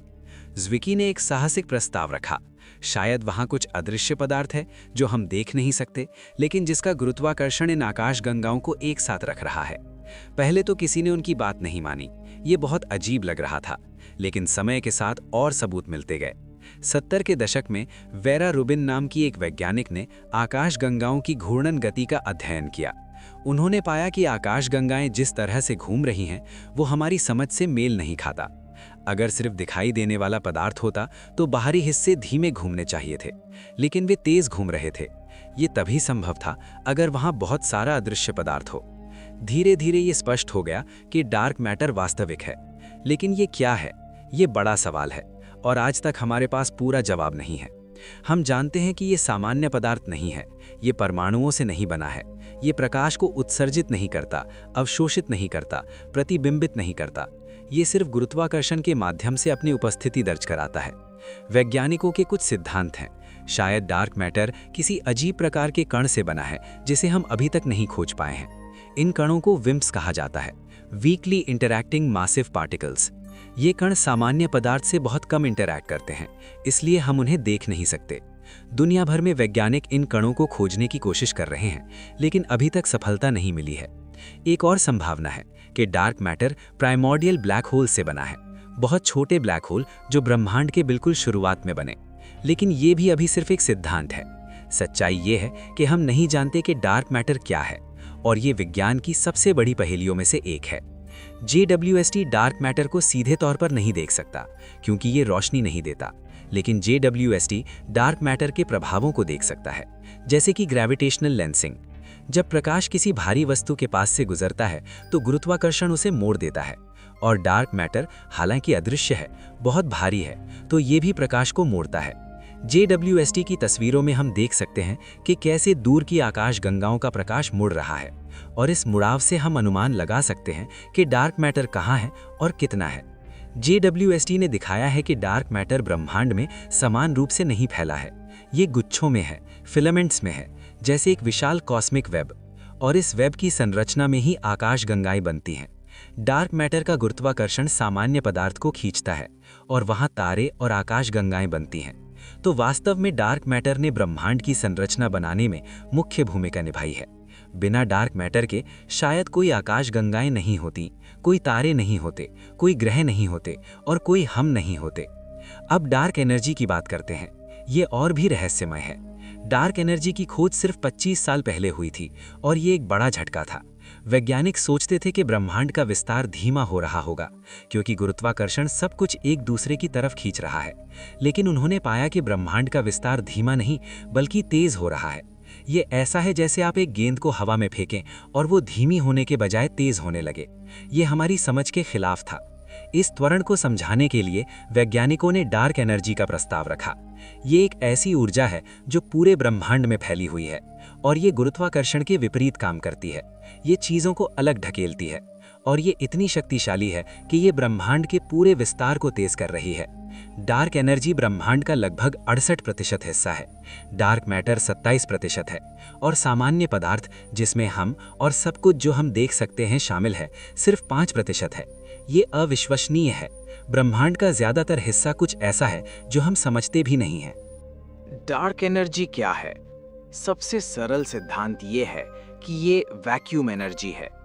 क्वांटम फिजिक्स के अनुसार खाली स्थान वास्तव में खाली नहीं है, इसमें लगातार कण पैदा हो रहे हैं और गायब हो रहे हैं। ये वैक्यूम एनर्जी एक प्रकार का दबाव पैदा करती है जो ब्रह्मांड को फैलने के लिए धकेलती है। लेकिन जब हम इसकी गणना करते हैं तो हमें एक बहुत बड़ी समस्या मिलती है। गणना कहती है कि वैक्यूम एनर्जी इतनी ज्यादा होनी चाहिए कि ब्रह्मांड तुरंत फट जाए, लेकिन ऐसा नहीं हो रहा। तो कुछ तो गड़बड़ है। शायद डार्क एनर्जी कोई नया बल है, कोई नया क्षेत्र है। वैज्ञानिक इसे क्विंटेसेंस कहते हैं। या शायद आइंस्टाइन की जनरल रिलेटिविटी में कुछ गलत है और बहुत बड़े पैमाने पर गुरुत्वाकर्षण अलग तरह से काम करता है। ये सब सिद्धांत हैं, लेकिन हमारे पास अभी कोई निश्चित जवाब नहीं है। JWST डार्क एनर्जी को भी सीधे नहीं देख सकता, लेकिन ये ब्रह्मांड के विस्तार का अध्ययन कर सकता है। जब JWST दूर की आकाशगंगाओं को देखता है, वो देख सकता है कि वो कितनी तेजी से हमसे दूर जा रही हैं, और विभिन्न दूरियों पर आकाशगंगाओं को देखकर हम समझ सकते हैं कि विस्तार की दर समय के साथ कैसे बदली है। ये डेटा हमें डार्क एनर्जी को बेहतर समझने में मदद करता है। JWST ने कुछ दिलचस्प चीजें पाई हैं। उदाहरण के लिए कुछ माप बताते हैं कि ब्रह्मांड के विस्तार की दर हमारी उम्मीद से थोड़ी अलग है। इसे हबल टेंशन कहते हैं। जब हम नज़दीक की चीज़ों को देखकर विस्तार की दर मापते हैं, हमें एक संख्या मिलती है। जब हम दूर की चीज़ों को देखकर मापते हैं, हमें एक अलग संख्या मिलती है। ये दोनों संख्याएं मेल नहीं खाती और ये एक बड़ी पहेली है। शायद हम कुछ नहीं समझ रहे, शायद डार्क एनर्जी समय के साथ बदलती है, या शायद हमारे माप में कोई गलती है। JWST इस पहेली को सुलझाने में मदद कर रहा है। डार्क मैटर और डार्क एनर्जी दोनों हमें याद दिलाते हैं कि हम कितना कम जानते हैं। हम सोचते थे कि हमने ब्रह्मांड को काफ़ी हद तक समझ लिया है, लेकिन फिर हमें पता चला कि हम सिर्फ 5% को समझते हैं। बाकी 95% एक रहस्य है। ये विनम्र बनाने वाला है, लेकिन ये रोमांचक भी है, क्योंकि इसका मतलब है कि हमारे पास अभी बहुत कुछ सीखने के लिए है, खोजने के लिए बहुत कुछ है। कल्पना कीजिए कि आप एक किताब पढ़ रहे हैं और आपको पता चलता है कि आपने सिर्फ 5% पन्ने पढ़े हैं, बाकी 95% अभी बाकी है। आप उत्साहित होंगे, जिज्ञासु होंगे कि आगे क्या है। ब्रह्मांड के साथ भी यही है, हम अभी शुरुआत में ही हैं। डार्क मैटर और डार्क एनर्जी का अध्ययन सिर्फ शैक्षणिक नहीं है, ये हमारे अस्तित्व से जुड़ा है। डार्क मैटर ने ब्रह्मांड की संरचना बनाई, इसने आकाश गंगाओं को बनने दिया, जिससे तारे बने, जिससे ग्रह बने, जिससे हम बने। बिना डार्क मैटर के हम यहाँ नहीं होते। और डार्क एनर्जी भविष्य तय कर रही है। अगर डार्क एनर्जी ब्रह्मांड को तेजी से फैलाती रहती है, तो एक दिन ब्रह्मांड इतना फैल जाएगा कि सब कुछ अलग हो जाएगा। आकाशगंगाएं इतनी दूर चली जाएंगी कि हम उन्हें नहीं देख पाएंगे। तारे अपना ईंधन खत्म कर देंगे। ब्रह्मांड ठंडा, अंधेरा और खाली हो जाएगा। इसे बिग फ्रीज या हीट डेथ कहते हैं। लेकिन ये बहुत दूर के भविष्य की बात है, खरबों साल बाद। अभी हमारे पास समय है और हम उस समय का उपयोग ब्रह्मांड को समझने में, डार्क मैटर और डार्क एनर्जी के रहस्यों को सुलझाने में कर रहे हैं। JWST इस खोज में एक महत्वपूर्ण उपकरण है। हर तस्वीर, हर डेटा पॉइंट हमें कुछ नया सिखाता है। धीरे धीरे हम इस अदृश्य ब्रह्मांड को समझने लगे हैं। हम नहीं जानते कि हम कब पूरी तरह समझ पाएंगे या क्या हम कभी पूरी तरह समझ पाएंगे, लेकिन यात्रा ही महत्वपूर्ण है, मंजिल नहीं। जब आप रात में आसमान को देखें, याद रखिए कि जो आप देख रहे हैं सिर्फ एक छोटा सा हिस्सा है। ज्यादातर ब्रह्मांड आपकी आंखों से छिपा है, लेकिन ये वहाँ है, हर जगह, हर चीज को प्रभावित करता हुआ। डार्क मैटर और डार्क एनर्जी अदृश्य हैं, लेकिन शक्तिशाली हैं। वे ब्रह्मांड के असली नियंता हैं। और हम छोटे से प्राणी उन्हें समझने की कोशिश कर रहे हैं। ये साहस है, ये जिज्ञासा है और ये मानवता की सबसे बड़ी विशेषता है। चैप्टर 7 एक्सोप्लैनेट्स, दूसरे सूरज, दूसरी दुनिया। जब हम बच्चे थे, हम अक्सर रात में आसमान की तरफ देखते थे और सोचते थे, क्या वहाँ कहीं और भी दुनियाएं हैं? क्या किसी और ग्रह पर जीवन है? क्या कोई हमारी तरह उन्हें भी देख रहा है और यही सवाल पूछ रहा है? ये सवाल सदियों पुराने हैं, लेकिन सिर्फ पिछले 30 सालों में ही हमने इनके जवाब खोजने शुरू किए हैं और JWST इस खोज में एक नया अध्याय लिख रहा है। पहले हम सिर्फ अपने सौर मंडल के ग्रहों को जानते थे, बुध, शुक्र, पृथ्वी, मंगल, बृहस्पति, शनि, यूरेनस, नेपच्यून। ये 8 ग्रह हमारे सूरज के चारों ओर घूमते हैं। लेकिन क्या दूसरे तारों के पास भी ग्रह हैं? तर्क कहता था कि होने चाहिए। अगर हमारे सूरज के पास ग्रह हैं, तो अरबों अन्य तारों के पास भी होने चाहिए। लेकिन इसे साबित करना बेहद मुश्किल था। समस्या ये है कि ग्रह बहुत छोटे हैं और वे खुद रोशनी नहीं देते। वे सिर्फ अपने तारे की रोशनी को प्रतिबिंबित करते हैं और वो प्रतिबिंबित रोशनी तारे की अपनी रोशनी के मुकाबले इतनी कम होती है कि उसे देखना लगभग असंभव है। ये ऐसा है जैसे आप एक शक्तिशाली सर्च लाइट के बगल में एक मोमबत्ती को ढूंढने की कोशिश कर रहे हो, वो भी हजारों किलोमीटर दूर से। लेकिन वैज्ञानिकों ने चालाकी से काम लिया। उन्होंने सोचा, भले ही हम ग्रह को सीधे ना देख सकें, लेकिन हम उसके प्रभावों को देख सकते हैं। जब एक ग्रह अपने तारे के चारों ओर घूमता है, तो वो तारे को थोड़ा हिलाता है। ये बहुत सूक्ष्म होता है, लेकिन मापा जा सकता है। और जब ग्रह अपने तारे के सामने से गुजरता है, तो तारे की रोशनी थोड़ी कम हो जाती है। ये भी मापा जा सकता है। 1995 में पहली बार एक एक्सोप्लैनेट की खोज की गई। एक्सोप्लैनेट का मतलब है एक ऐसा ग्रह जो हमारे सौर मंडल से बाहर है, किसी दूसरे तारे के चारों ओर घूम रहा है। ये ग्रह 51 पेगासी b नाम के तारे के पास था और ये बहुत अजीब था। ये बृहस्पति जितना बड़ा था, लेकिन अपने तारे के बेहद करीब था। इतना करीब कि एक साल सिर्फ 4 दिन का था। ये हमारी समझ से बिल्कुल अलग था। हमने सोचा था कि सभी सौर मंडल हमारे जैसे होंगे, लेकिन ब्रह्मांड ने हमें दिखाया कि वो हमारी कल्पना से कहीं ज़्यादा विविध है। उसके बाद एक्सोप्लैनेट्स की बाढ़ आ गई। केपलर स्पेस टेलीस्कोप ने हज़ारों एक्सोप्लैनेट्स खोजे, हर तरह के ग्रह, कुछ पृथ्वी से छोटे, कुछ बृहस्पति से बड़े, कुछ अपने तारे के बहुत करीब, कुछ बहुत दूर, कुछ चट्टानी, कुछ गैसीय, कुछ इतने गर्म कि उन पर लोहा पिघल जाए, कुछ इतने ठंडे कि सब कुछ जम जाए। विविधता अद्भुत थी। आज हमने 5000 से ज़्यादा एक्सोप्लैनेट्स खोजे हैं और ये सिर्फ शुरुआत है। अनुमान है कि हमारी मिल्की वे गैलेक्सी में अकेले 100 अरब से ज़्यादा ग्रह हैं, यानी औसतन हर तारे के पास कम से कम एक ग्रह है। ये संख्या अविश्वसनीय है और इसका मतलब है कि संभावनाएं अनंत हैं। लेकिन JWST सिर्फ एक्सोप्लैनेट्स को खोजने में नहीं लगा है, ये उनका अध्ययन कर रहा है, उनके बारे में विस्तृत जानकारी इकट्ठा कर रहा है। JWST की सबसे बड़ी ताकत ये है कि ये एक्सोप्लैनेट्स के वायुमंडल का विश्लेषण कर सकता है। जब एक ग्रह अपने तारे के सामने से गुजरता है, तारे की कुछ रोशनी ग्रह के वायुमंडल से होकर गुजरती है और इस प्रक्रिया में वायुमंडल में मौजूद गैसें कुछ विशेष वेवलेंथ्स की रोशनी को अवशोषित कर लेती हैं। JWST इन अवशोषित वेवलेंथ्स को माप सकता है और इससे पता लगा सकता है कि वायुमंडल में क्या-क्या है। WASP 96b एक ऐसा ही ग्रह है जिसका JWST ने अध्ययन किया। ये ग्रह हमारे सौर मंडल से लगभग 1100 लाइट ईयर्स दूर है। ये एक हॉट जुपिटर है, मतलब बृहस्पति जैसा बड़ा गैस का गोला, लेकिन अपने तारे के बहुत करीब, इसलिए बहुत गर्म। JWST ने इसके वायुमंडल में पानी की भाप, सोडियम और पोटेशियम के संकेत पाए। ये पहली बार था जब किसी एक्सोप्लैनेट के वायुमंडल में इतनी विस्तृत जानकारी मिली। पानी की भाप की उपस्थिति बहुत महत्वपूर्ण है। पानी जीवन के लिए आवश्यक है, कम से कम जैसा जीवन हम जानते हैं। WASP 96b पर जीवन होने की संभावना नहीं है क्योंकि ये बहुत गर्म है और इसकी कोई ठोस सतह नहीं है। लेकिन पानी की उपस्थिति बताती है कि ब्रह्मांड में पानी आम है और जहाँ पानी है वहाँ जीवन की संभावना है। JWST ने कई अन्य एक्सोप्लैनेट्स का भी अध्ययन किया। ट्रैकिस्ट-1 सिस्टम, जो लगभग 40 लाइट ईयर्स दूर है, बेहद दिलचस्प है। इस सिस्टम में एक छोटे से तारे के चारों ओर 7 पृथ्वी के आकार के ग्रह घूम रहे हैं और इनमें से 3 या 4 ग्रह हैबिटेबल जोन में हैं। हैबिटेबल जोन वो क्षेत्र है जहां तापमान इतना सही है कि तरल पानी मौजूद हो सकता है, न बहुत गर्म की पानी भाप बन जाए, न बहुत ठंडा की पानी जम जाए। JWST ने ट्रैपिस्ट-1 के कुछ ग्रहों का वायुमंडल का अध्ययन किया। शुरुआती नतीजे बताते हैं कि कम से कम एक ग्रह में शायद कोई मोटा वायुमंडल नहीं है, लेकिन अभी अध्ययन जारी है और ये संभव है कि हम भविष्य में कुछ और पाएं। अगर हमें किसी ग्रह के वायुमंडल में ऑक्सीजन, मीथेन और कार्बन डाइऑक्साइड का एक खास संयोजन मिले तो ये जीवन का संकेत हो सकता है, क्योंकि पृथ्वी पर इन गैसों का संतुलन जीवन के कारण है। पृथ्वी का वायुमंडल 21% ऑक्सीजन है।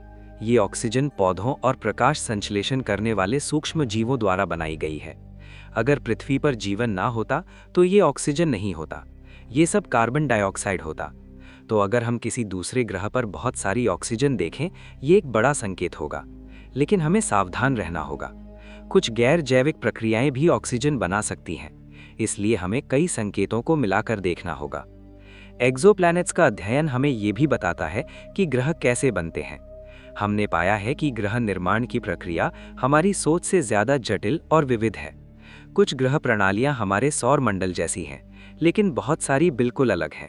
कुछ में विशाल ग्रह अपने तारे के बहुत करीब हैं, कुछ में ग्रह बहुत अंडाकार कक्षाओं में घूम रहे हैं, कुछ में कई ग्रह हैं, कुछ में सिर्फ एक। हर सिस्टम अनोखा है। सुपर अर्थ्स एक दिलचस्प प्रकार के ग्रह हैं जो हमने खोजे हैं। ये ग्रह पृथ्वी से बड़े हैं, लेकिन नेपच्यून से छोटे। हमारे सौर मंडल में ऐसा कोई ग्रह नहीं है, लेकिन ब्रह्मांड में ये बहुत आम लगते हैं। कुछ सुपर अर्थ्स चट्टानी हो सकते हैं, कुछ गैसीय, कुछ शायद वाटर वर्ल्ड्स हों, पूरी तरह से पानी से ढके।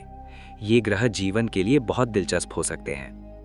हॉट जुपिटर्स भी अजीब हैं। ये विशाल गैसीय ग्रह हैं जो अपने तारे के इतने करीब हैं कि उनका तापमान हजारों डिग्री है। इतना गर्म कि लोहा गैस बन जाता है। कुछ हॉट जुपिटर्स पर लोहे की बारिश होती है। हाँ, आपने सही सुना, बादल लोहे की भाप के हैं और जब वे ठंडे होते हैं तो लोहे की बूंदें बरसती हैं। ये हमारी कल्पना से परे हैं। रोग प्लैनेट्स भी होते हैं, ऐसे ग्रह जो किसी तारे के चारों ओर नहीं घूमते। वे अंतरिक्ष में अकेले भटकते रहते हैं। शायद किसी समय वे किसी तारे के पास थे, लेकिन किसी गुरुत्वाकर्षण इंटरैक्शन के कारण बाहर फेंक दिए गए, या शायद वे अकेले ही बने। ये ग्रह बहुत ठंडे और अंधेरे होते हैं, लेकिन कुछ वैज्ञानिकों का मानना है कि अगर इनमें पर्याप्त रेडियोधर्मी तत्व हों तो अंदर की गर्मी से तरल पानी हो सकता है, और शायद बहुत कम संभावना के साथ जीवन भी। बाइनरी स्टार सिस्टम्स में ग्रह भी होते हैं, जहां दो तारे एक दूसरे के चारों ओर घूमते हैं। कल्पना कीजिए कि आसमान में दो सूरज हैं, जैसे स्टार वॉर्स में टैटूइन पर। ये सिर्फ विज्ञान कल्पना नहीं है, ये असली है। ऐसे ग्रहों पर सूर्यास्त बहुत दिलचस्प होता होगा। कभी एक सूरज डूबता है, फिर दूसरा, कभी दोनों एक साथ। JWST की एक और महत्वपूर्ण भूमिका है बायोसिग्नेचर्स खोजना। बायोसिग्नेचर्स वे संकेत हैं जो जीवन की उपस्थिति को दर्शाते हैं। ऑक्सीजन एक है, लेकिन अन्य भी हैं। मीथेन, अमोनिया, फॉस्फीन, ये सब गैसें जीवन द्वारा उत्पन्न हो सकती हैं। अगर हम किसी ग्रह के वायुमंडल में इन गैसों का एक विशेष पैटर्न देखें जो केवल जैविक प्रक्रियाओं से समझाया जा सकता है, तो हम कह सकते हैं कि वहाँ जीवन है। लेकिन हमें बहुत सावधान होना होगा। गलत सकारात्मक परिणाम बहुत शर्मनाक होगा। हमें पक्का होना चाहिए। इसलिए वैज्ञानिक बहुत सख्त मानदंड बना रहे हैं। एक बायोसिग्नेटर काफ़ी नहीं होगा, हमें कई चाहिए, सभी एक साथ, एक ऐसे पैटर्न में जो केवल जीवन से समझाया जा सके। और भले ही हमें जीवन मिल जाए, ये शायद बहुत सरल होगा, सूक्ष्म जीव, बैक्टीरिया जैसे। बुद्धिमान जीवन बहुत दुर्लभ हो सकता है। पृथ्वी पर भी जीवन लगभग 4 अरब साल पहले शुरू हुआ, लेकिन बुद्धिमान जीवन सिर्फ कुछ लाख साल पहले। ये बहुत लंबा समय लगा, और कौन जानता है, शायद अन्य ग्रहों पर ये और भी लंबा लगे, या शायद कभी हो ही नहीं।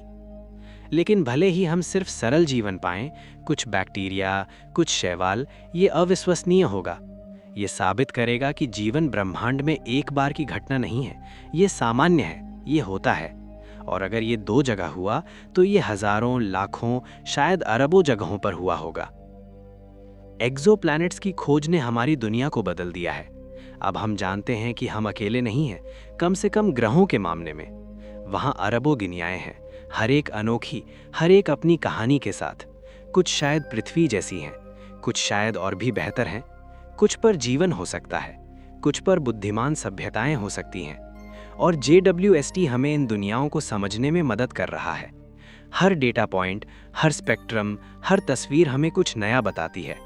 हम अभी इस खोज की शुरुआत में ही हैं। आने वाले सालों में JWST सैकड़ों एक्सोप्लैनेट्स का अध्ययन करेगा और शायद, बस शायद, हम उस एक ग्रह को पाएं जहां जीवन के संकेत हैं। वो दिन मानवता के इतिहास में सबसे महत्वपूर्ण दिन होगा, जब हम पहली बार जानेंगे कि हम ब्रह्मांड में अकेले नहीं हैं, कि कहीं और भी, किसी दूर के तारे के पास, किसी ग्रह पर जीवन मौजूद है। शायद वे भी हमारी तरफ देख रहे हैं, सोच रहे हैं कि क्या वे अकेले हैं, और एक दिन शायद हम एक दूसरे को ढूंढ लेंगे। चैप्टर 8 यूनिवर्स का विस्तार हर पल बढ़ता जा रहा है। एक पल के लिए कल्पना कीजिए कि आप एक गुब्बारे पर छोटे छोटे बिंदु बनाते हैं। फिर आप उस गुब्बारे को फुलाना शुरू करते हैं। क्या होता है? सभी बिंदु एक दूसरे से दूर जाने लगते हैं, और जो बिंदु एक दूसरे से जितने दूर हैं, वे उतनी ही तेजी से अलग होते हैं। यही ब्रह्मांड के साथ हो रहा है। ब्रह्मांड एक गुब्बारे की तरह फैल रहा है, और हम उस गुब्बारे पर एक छोटा सा बिंदु है। ये खोज, जो लगभग 100 साल पहले हुई, मानव इतिहास की सबसे क्रांतिकारी खोजों में से एक है। 1920 के दशक में एडविन हबल नाम के एक खगोल शास्त्री ने कुछ अद्भुत देखा। उन्होंने दूर की आकाशगंगाओं का अध्ययन किया और पाया कि लगभग सभी आकाशगंगाएं हमसे दूर जा रही हैं, और जो आकाशगंगाएं जितनी दूर थीं, वे उतनी ही तेजी से दूर जा रही थीं। ये एक स्पष्ट पैटर्न था। पहले तो ये समझ नहीं आया, क्यों सब कुछ हमसे दूर जा रहा है? क्या हम ब्रह्मांड के केंद्र में हैं? नहीं, सच्चाई ये थी कि ब्रह्मांड फैल रहा है, और जब कुछ फैलता है तो हर बिंदु हर दूसरे बिंदु से दूर जाता है। ये कोई विस्फोट नहीं है जहां चीजें किसी केंद्र से बाहर की तरफ जा रही हैं। ये स्थान का खुद का विस्तार है। आकाशगंगाएं अंतरिक्ष में नहीं भाग रहीं, बल्कि अंतरिक्ष खुद फैल रहा है, और आकाशगंगाएं उसके साथ दूर हो रही हैं। इसे समझना थोड़ा मुश्किल है। हम सोचते हैं कि अंतरिक्ष सिर्फ एक खाली जगह है जिसमें चीजें मौजूद हैं, लेकिन आइंस्टाइन की जनरल रिलेटिविटी के अनुसार अंतरिक्ष और समय खुद एक चीज हैं, जिन्हें स्पेस टाइम कहते हैं। और स्पेस टाइम लचीला है। ये मुड़ सकता है, खिंच सकता है, सिकुड़ सकता है। गुरुत्वाकर्षण असल में स्पेस टाइम का मुड़ना है, और ब्रह्मांड का विस्तार स्पेस टाइम का फैलना है। जब हम कहते हैं कि कोई आकाशगंगा 1,00,000 लाइट ईयर्स प्रति सेकंड की गति से हमसे दूर जा रही है, तो इसका मतलब ये नहीं है कि वो आकाशगंगा अंतरिक्ष में इतनी तेजी से भाग रही है। इसका मतलब है कि हमारे और उस आकाशगंगा के बीच का अंतरिक्ष इतनी तेजी से फैल रहा है। ये सूक्ष्म लेकिन महत्वपूर्ण अंतर है। ब्रह्मांड के विस्तार की दर को हबल कांस्टेंट कहते हैं। ये बताता है कि प्रति मेगापार्सेक दूरी के लिए चीजें कितनी तेजी से दूर जा रही हैं। 1 मेगापार्सेक लगभग 32 लाख लाइट ईयर्स होता है। वर्तमान माप के अनुसार हबल कांस्टेंट लगभग 70 किलोमीटर प्रति सेकंड प्रति मेगापार्सेक है। इसका मतलब है कि अगर कोई आकाशगंगा हमसे 32 लाख लाइट ईयर्स दूर है, तो वो हमसे लगभग 70 किलोमीटर प्रति सेकंड की गति से दूर जा रही है। अगर कोई दोगुनी दूरी पर है, तो वो दोगुनी तेजी से दूर जा रही है। लेकिन ये कहानी यहीं खत्म नहीं होती। 1998 में एक और आश्चर्यजनक खोज हुई। वैज्ञानिकों ने सोचा था कि ब्रह्मांड का विस्तार धीमा हो रहा होगा, क्योंकि गुरुत्वाकर्षण सब कुछ को एक दूसरे की तरफ खींच रहा है। लेकिन जब उन्होंने बहुत दूर के सुपरनोवे का अध्ययन किया, तो पाया कि ब्रह्मांड का विस्तार वास्तव में तेज हो रहा है। ये पूरी तरह अप्रत्याशित था। इसे समझाने के लिए वैज्ञानिकों ने डार्क एनर्जी का प्रस्ताव रखा, जैसा कि हमने पिछले अध्याय में चर्चा की। ये एक रहस्यमयी ऊर्जा है जो ब्रह्मांड को तेजी से फैला रही है, और ये ब्रह्मांड का लगभग 68% हिस्सा है। ये खोज इतनी महत्वपूर्ण थी कि इसके लिए 2011 में नोबेल प्राइज दिया गया। JWST इस विस्तार को मापने में मदद कर रहा है। जब JWST बहुत दूर की आकाशगंगाओं को देखता है, वो उनके रेडशिफ्ट को माप सकता है। रेडशिफ्ट बताता है कि कोई आकाशगंगा हमसे कितनी तेजी से दूर जा रही है। जितना ज्यादा रेडशिफ्ट, उतनी ज्यादा गति और उतनी ज्यादा दूरी। विभिन्न दूरियों पर आकाशगंगाओं के रेडशिफ्ट को मापकर हम देख सकते हैं कि विस्तार की दर समय के साथ कैसे बदली है। और यहीं पर एक दिलचस्प समस्या आती है जिसे हबल टेंशन कहते हैं। जब हम नज़दीक की चीज़ों को देखकर हबल कांस्टेंट मापते हैं, हमें एक मूल्य मिलता है, लगभग 73।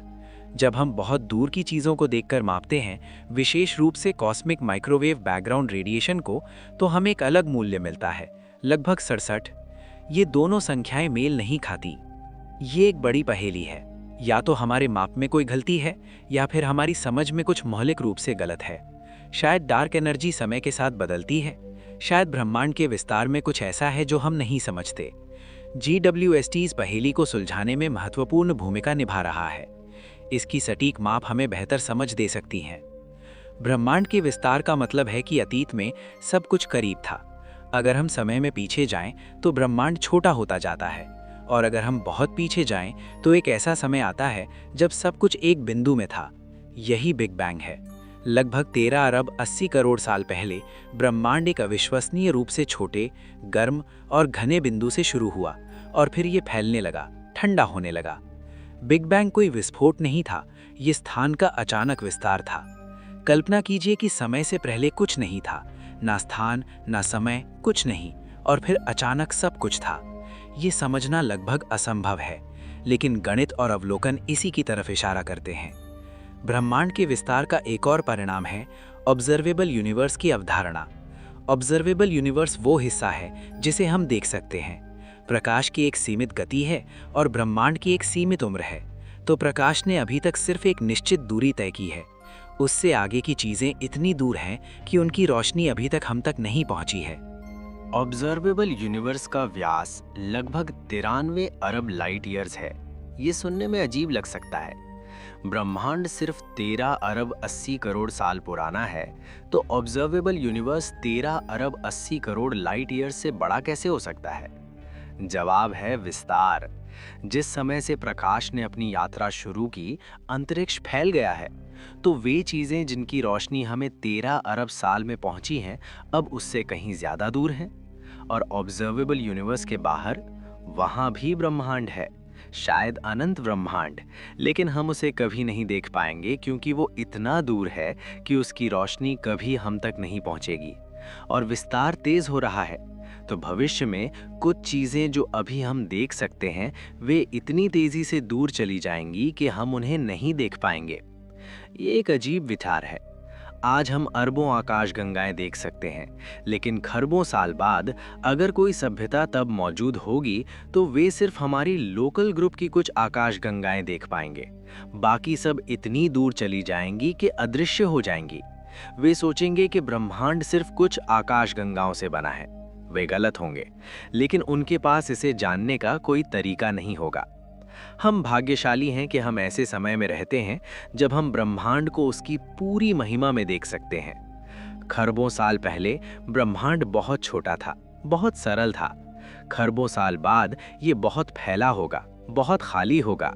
लेकिन अभी इस समय ये सितारों, आकाशगंगाओं, रहस्यों से भरा है। ब्रह्मांड के विस्तार का भविष्य क्या है? ये डार्क एनर्जी पर निर्भर करता है। अगर डार्क एनर्जी ऐसी ही रहती है जैसी अभी है, तो ब्रह्मांड हमेशा के लिए फैलता रहेगा। धीरे धीरे तारे अपना ईंधन खत्म कर देंगे, नए तारे बनना बंद हो जाएंगे क्योंकि गैस खत्म हो जाएगी। ब्रह्मांड ठंडा होता जाएगा, अंधेरा होता जाएगा। इसे हीट डेथ या बिग फ्रीज कहते हैं। लेकिन अगर डार्क एनर्जी बढ़ती है तो कुछ और भी अजीब हो सकता है। विस्तार इतना तेज हो सकता है कि ये चीज़ों को फाड़ने लगे। पहले आकाशगंगाएं अलग हो जाएंगी, फिर तारे, फिर ग्रह, फिर परमाणु। अंत में स्पेस टाइम खुद फट सकता है। इसे बिग रिप कहते हैं।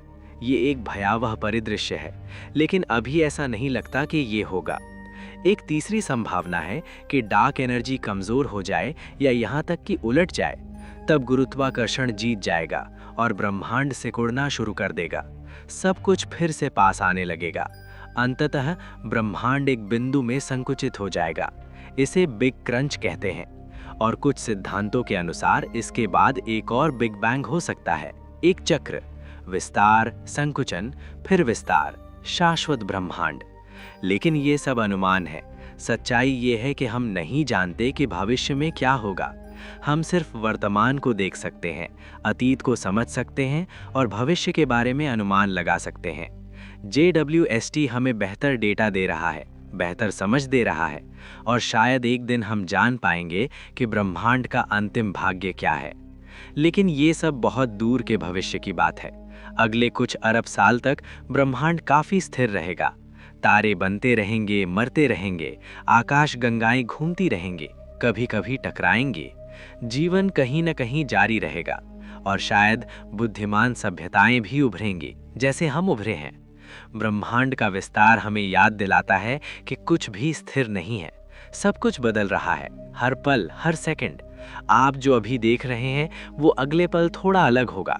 ब्रह्मांड हर सेकंड थोड़ा बड़ा हो रहा है और हम इस विशाल फैलते ब्रह्मांड में एक छोटे से ग्रह पर कुछ पल के लिए मौजूद हैं। ये हमें विनम्र बनाता है, लेकिन ये हमें महत्वपूर्ण भी बनाता है, क्योंकि हम वो प्राणी हैं जो इस सब को समझ सकते हैं।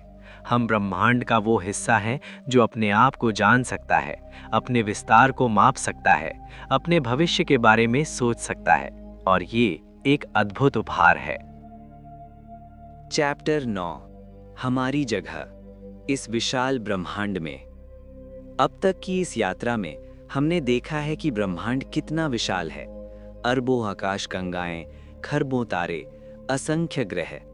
हमने देखा है कि ये कैसे बना, कैसे विकसित हुआ और कैसे ये लगातार फैल रहा है। हमने देखा है कि इसका ज्यादातर हिस्सा कुछ ऐसा है जिसे हम समझते भी नहीं, डार्क मैटर और डार्क एनर्जी। और अब इस विशाल तस्वीर में हमें अपनी जगह खोजनी है। हम कौन हैं, हम कहाँ हैं और क्या हमारा कोई महत्व है? चलिए सबसे छोटे से शुरू करते हैं। आप एक इंसान हैं, लगभग 5 से 6 फीट लंबे। आपका वजन कुछ किलो है। आप पृथ्वी नामक एक ग्रह पर रहते हैं। पृथ्वी एक गोला है जिसका व्यास लगभग 12,700 किलोमीटर है। ये बहुत बड़ा लगता है। अगर आप पृथ्वी के चारों ओर चलना शुरू करें बिना रुके तो आपको लगभग 1 साल लग जाएगा। लेकिन फिर हम सूरज को देखते हैं। सूरज इतना बड़ा है कि इसके अंदर लगभग 13 लाख पृथ्वी समा सकती हैं। हाँ, 13 लाख।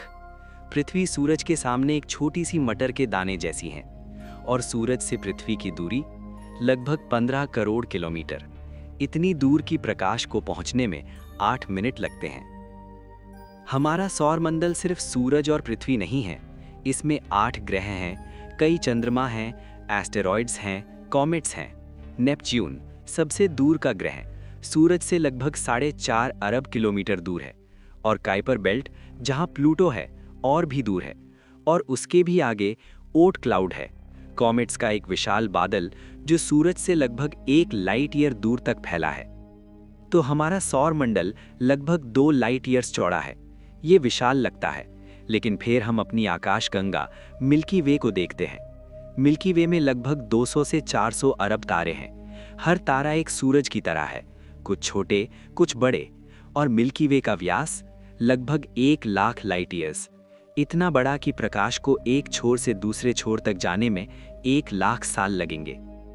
हमारा सूरज मिल्की वे के किनारे पर है, केंद्र से लगभग 26,000 लाइट ईयर्स दूर।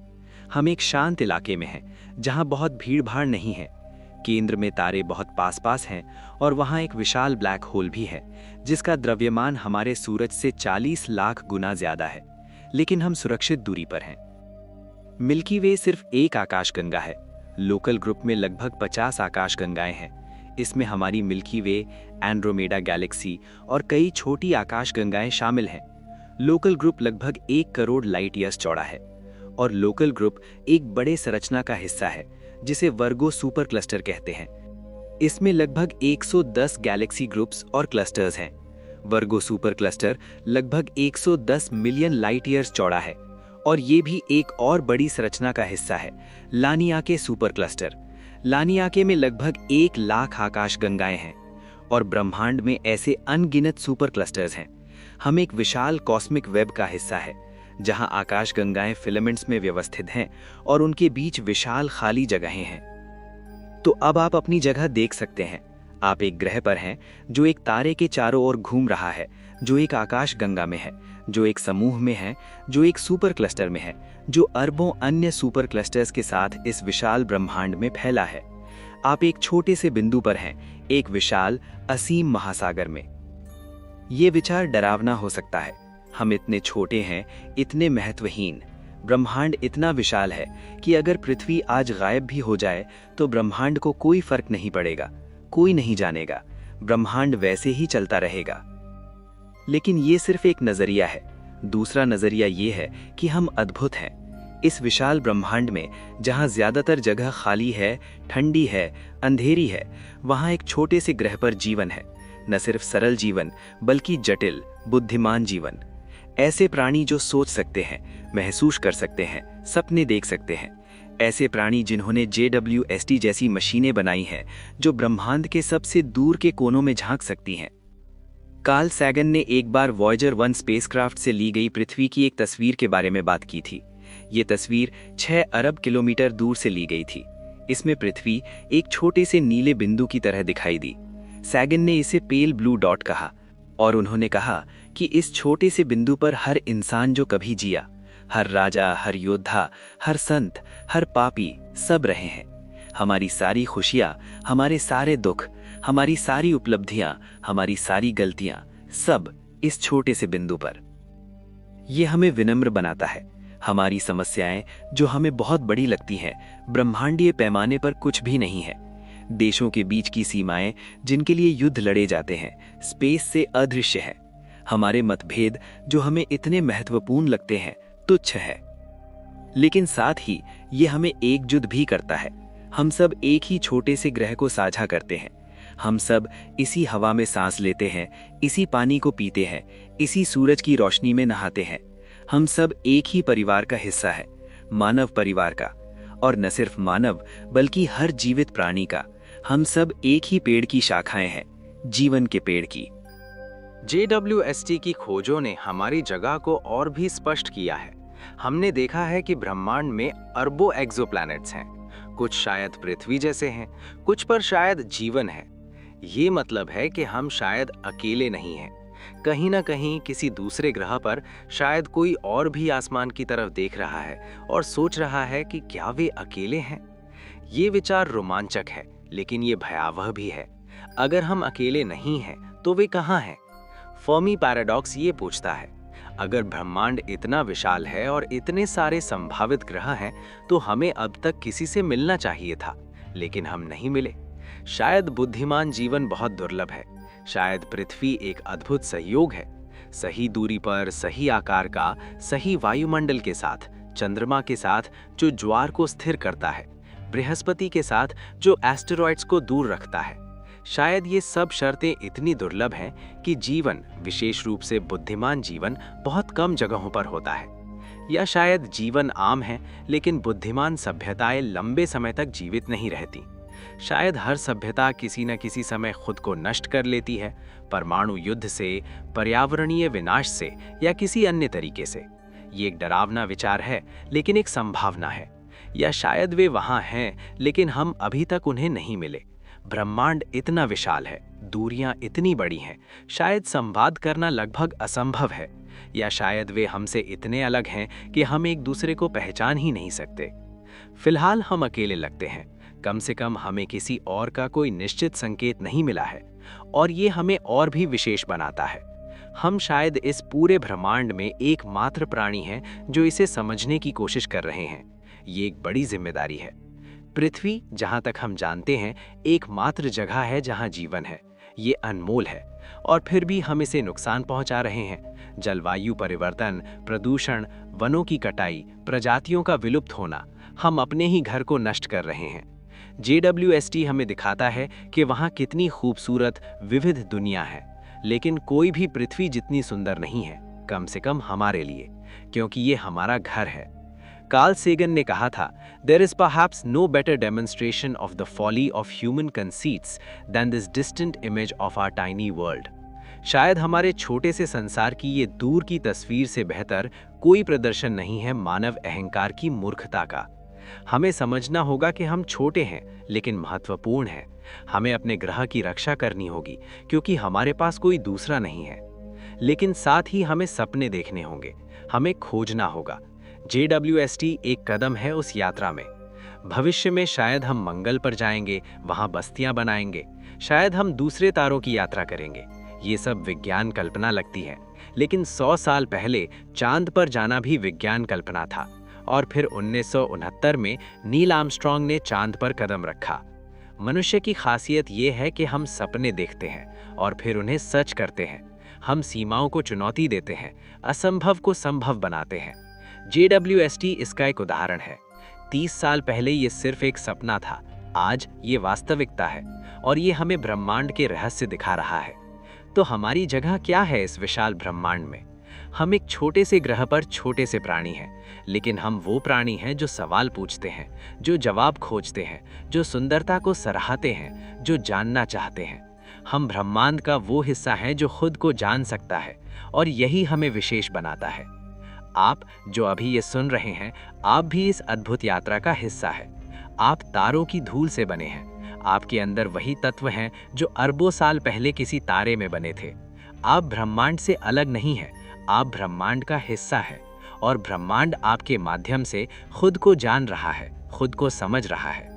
तो अगली बार जब आप रात में आसमान को देखें, याद रखिए, आप सिर्फ देख नहीं रहे, आप हिस्सा हैं। आप और वे तारे, आप और वे आकाश गंगाएं सब एक हैं। हम सब इस विशाल, रहस्यमयी, सुंदर ब्रह्मांड की संतानें हैं और हमारा काम है इसे समझना, इसकी सराहना करना और इसकी रक्षा करना। चैप्टर 10 आगे क्या? JWST और हम अपनी इस लंबी यात्रा के अंतिम पड़ाव पर पहुंच गए हैं। हमने देखा है कि JWST ने क्या खोजा है, ब्रह्मांड कितना विशाल है, हमारी जगह क्या है। लेकिन अब सवाल ये है, आगे क्या? JWST अभी और क्या खोजेगा और हम मानव के रूप में इस ज्ञान के साथ क्या करेंगे? ये अध्याय भविष्य के बारे में है, संभावनाओं के बारे में है और उस अनंत यात्रा के बारे में है जिस पर हम निकल चुके हैं। JWST का मिशन अभी शुरुआत में ही है। ये अंतरिक्ष में 2 साल से थोड़ा ज्यादा समय से है और इसका नियोजित मिशन कम से कम 10 साल का है। लेकिन अगर सब कुछ ठीक रहा तो ये 20 साल या उससे भी ज्यादा काम कर सकता है। हबल टेलीस्कोप 30 साल से ज्यादा से काम कर रहा है, हालांकि उसकी कई बार मरम्मत की गई है। JWST की मरम्मत संभव नहीं है क्योंकि ये इतनी दूर है, लेकिन इसे इतना अच्छा बनाया गया है कि शायद इसे जरूरत भी ना हो। अगले कुछ सालों में JWST कई महत्वाकांक्षी परियोजनाओं पर काम करेगा। ये और भी दूर की और भी पुरानी आकाश गंगाओं को खोजेगा। शायद ये ऐसी आकाश गंगाओं को पाए जो बिग बैंग के सिर्फ 100 मिलियन साल बाद बनी। ये हमें ब्रह्मांड के बचपन की और भी गहरी समझ देगा। हम देख पाएंगे कि पहले तारे कैसे बने, कैसे उन्होंने ब्रह्मांड को रीआयनाइज किया, कैसे पहली आकाश गंगाएं बनी। JWST सैकड़ों एक्सोप्लैनेट्स का अध्ययन करेगा। ये उनके वायुमंडल को विस्तार से देखेगा, उनकी रासायनिक संरचना को समझेगा और शायद, बस शायद, ये किसी ग्रह पर जीवन के संकेत पाएगा। ये मानव इतिहास का सबसे बड़ा पल होगा जब हम पहली बार पुष्टि करेंगे कि हम ब्रह्मांड में अकेले नहीं हैं।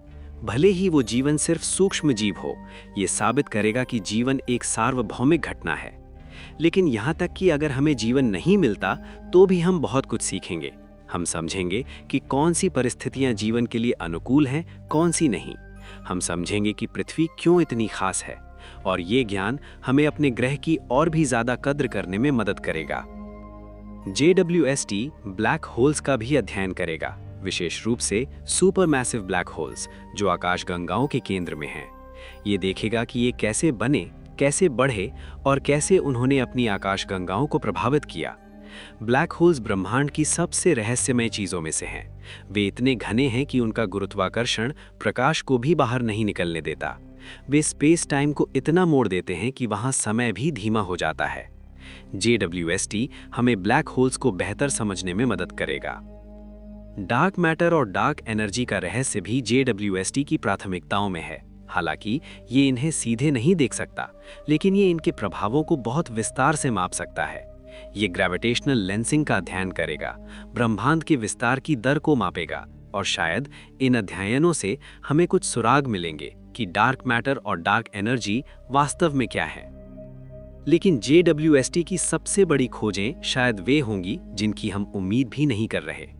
विज्ञान का इतिहास हमें बताता है कि सबसे महत्वपूर्ण खोजें अक्सर अप्रत्याशित होती हैं।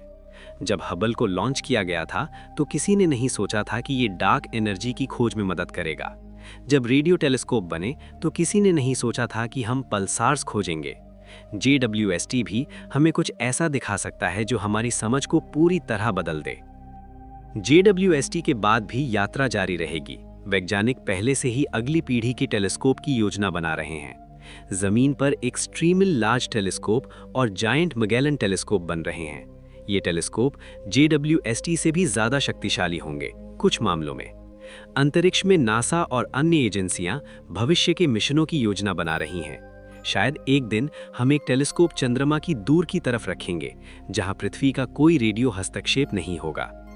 लेकिन टेलीस्कोप ही सब कुछ नहीं है, हम अंतरिक्ष में भी जा रहे हैं। नासा का आर्टेमिस प्रोग्राम चंद्रमा पर इंसानों को वापस भेजने की योजना बना रहा है। स्पेसएक्स और अन्य निजी कंपनियां मंगल की यात्रा की योजना बना रही हैं। ये सब विज्ञान कल्पना जैसा लगता है, लेकिन ये हो रहा है। कल्पना कीजिए कि 50 साल बाद मंगल पर एक छोटी सी बस्ती हो। वहां के लोग रात में आसमान को देखें और वे पृथ्वी को एक छोटे से नीले बिंदु के रूप में देखेंगे। वे सोचेंगे कि वहां उनके पूर्वज रहते थे, और शायद वे आगे के सपने देखेंगे। यूरोपा पर, जहां बर्फ के नीचे एक महासागर है, टाइटन पर, जहां मीथेन की नदियां बहती हैं, या शायद प्रॉक्सिमा सेंटोरी बी पर, हमारे सबसे करीबी एक्सोप्लैनेट पर। ये यात्राएं आसान नहीं होंगी। प्रॉक्सिमा सेंटोरी 4 लाइट ईयर्स दूर है। हमारी वर्तमान तकनीक से वहां पहुंचने में हजारों साल लगेंगे। लेकिन शायद हम नई तकनीक विकसित करेंगे।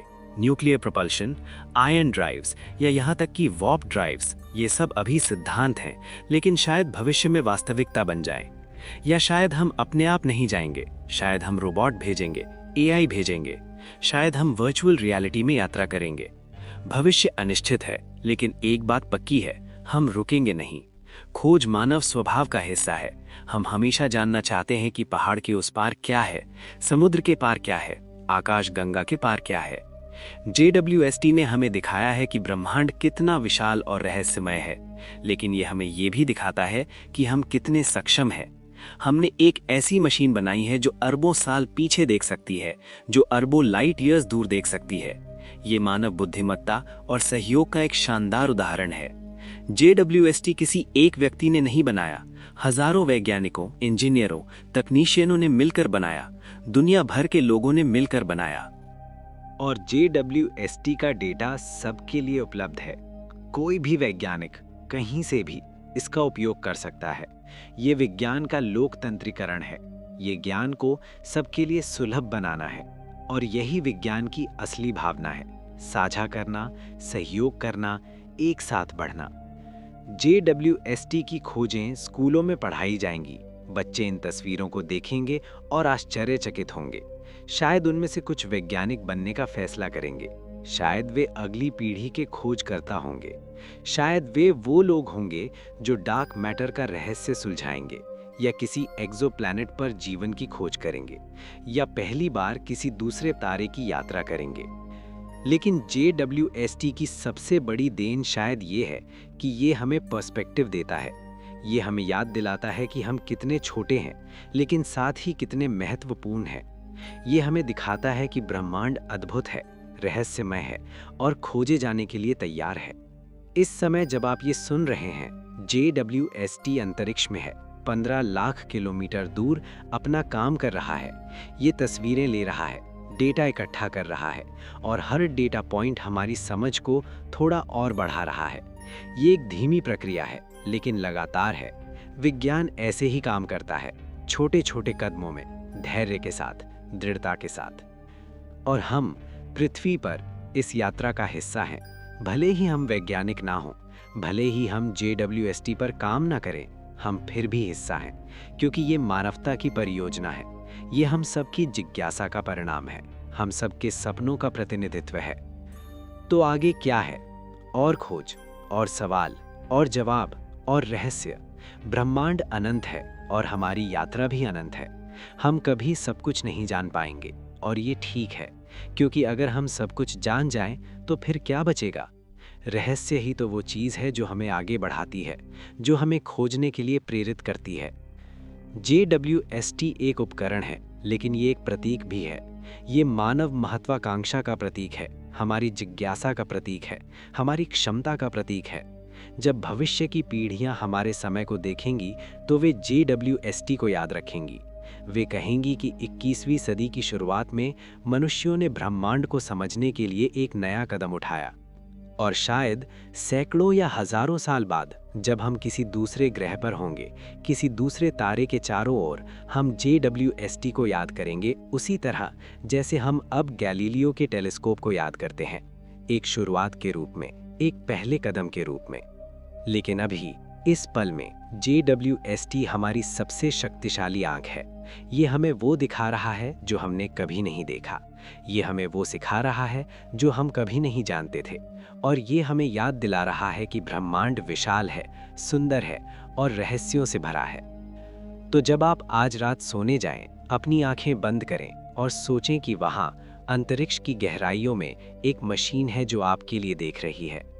वो अतीत में झांक रही है, भविष्य की कल्पना कर रही है, वर्तमान को रिकॉर्ड कर रही है। वो हमारी विरासत है, हमारा उपहार है अगली पीढ़ियों के लिए। और याद रखिए, आप भी इस कहानी का हिस्सा हैं। आप ब्रह्मांड का हिस्सा हैं। आप तारों की धूल से बने हैं। अरबों साल पहले किसी तारे ने अपनी मृत्यु में वे तत्व बनाए जो अब आपके अंदर हैं। और एक दिन वे तत्व फिर से ब्रह्मांड में मिल जाएंगे, शायद किसी नए तारे में, किसी नए ग्रह में, किसी नए जीवन में। ये चक्र अनंत है, जन्म और मृत्यु, सृजन और विनाश, शुरुआत और अंत और फिर से शुरुआत। ब्रह्मांड एक विशाल, जीवित, सांस लेने वाली चीज है और हम उसका हिस्सा हैं। JWST ने हमें ब्रह्मांड का असली पैमाना दिखाया है। ये इतना विशाल है कि हम इसे पूरी तरह कल्पना भी नहीं कर सकते, लेकिन ये उतना ही सुंदर है जितना ये विशाल है। हर आकाश गंगा एक कलाकृति है, हर तारा एक चमत्कार है, हर ग्रह एक संभावना है। और हम इस सब के बीच एक छोटे से नीले ग्रह पर सवाल पूछ रहे हैं, जवाब खोज रहे हैं, सपने देख रहे हैं। हम छोटे हैं, लेकिन हमारी जिज्ञासा विशाल है। हम कमज़ोर हैं, लेकिन हमारा दृढ़ संकल्प मजबूत है। हम अस्थायी हैं, लेकिन हमारी खोजें शाश्वत हैं। तो स्लीपिंग फिलॉसफी के सभी श्रोताओं, आज की रात जब आप सोएं, तो इन विचारों के साथ सोएं। सोचिए कि आप कितने खास हैं, सोचिए कि ब्रह्मांड कितना अद्भुत है, और सोचिए कि आगे कितनी संभावनाएं हैं। जेम्स वेब स्पेस टेलीस्कोप ने ब्रह्मांड का असली पैमाना खोला है, और इस खोज में हमने अपने आप को भी खोजा है। हमने सीखा है कि हम कौन हैं, हम कहां से आए हैं, और शायद हम कहां जा रहे हैं। ये यात्रा खत्म नहीं हुई है, ये अभी शुरू हुई है, और आने वाले दिनों, महीनों, सालों में JWST हमें और भी अद्भुत चीज़ें दिखाएगा, और हम मानवता उन खोजों के साथ आगे बढ़ते रहेंगे। क्योंकि यही हम हैं, हम खोज करता है, हम सपने देखने वाले हैं, हम वो प्राणी हैं जो तारों को देखते हैं और पूछते हैं क्यों, और फिर जवाब खोजने के लिए निकल पड़ते हैं। शुभ रात्रि, और याद रखिए, आप ब्रह्मांड का हिस्सा हैं और ब्रह्मांड आपका हिस्सा है। हम सब एक हैं इस विशाल, रहस्यमय, सुंदर ब्रह्मांड में। और JWST हमारी आँख है, हमारा दूत है, जो हमें दिखा रहा है कि ये सब कितना विशाल और अद्भुत है। सपनों की दुनिया में खो जाइए, और जब आप जागें तो याद रखिए कि आप एक चमत्कार हैं, एक ब्रह्मांडिक चमत्कार। शुभ रात्रि, और मिलते हैं अगले वीडियो में। ये थी हमारी यात्रा जेम्स वेब स्पेस टेलीस्कोप और ब्रह्मांड के असली पैमाने की। अगर आपको ये वीडियो पसंद आया तो स्लीपिंग फिलॉसफी को सब्सक्राइब करना ना भूलें, और हमें बताइए कमेंट्स में कि आपको कौन सा अध्याय सबसे ज़्यादा पसंद आया। क्या आप सोचते हैं कि हम ब्रह्मांड में अकेले हैं? क्या आपको लगता है कि हम कभी दूसरे तारों की यात्रा करेंगे? विज्ञान की इस अद्भुत यात्रा का हिस्सा बनने के लिए धन्यवाद। और याद रखिए कि हर रात जब आप सोएं, आप तारों की धूल से बनी एक अद्भुत कृति हैं। शुभ रात्रि, और मिलते हैं अगले वीडियो में।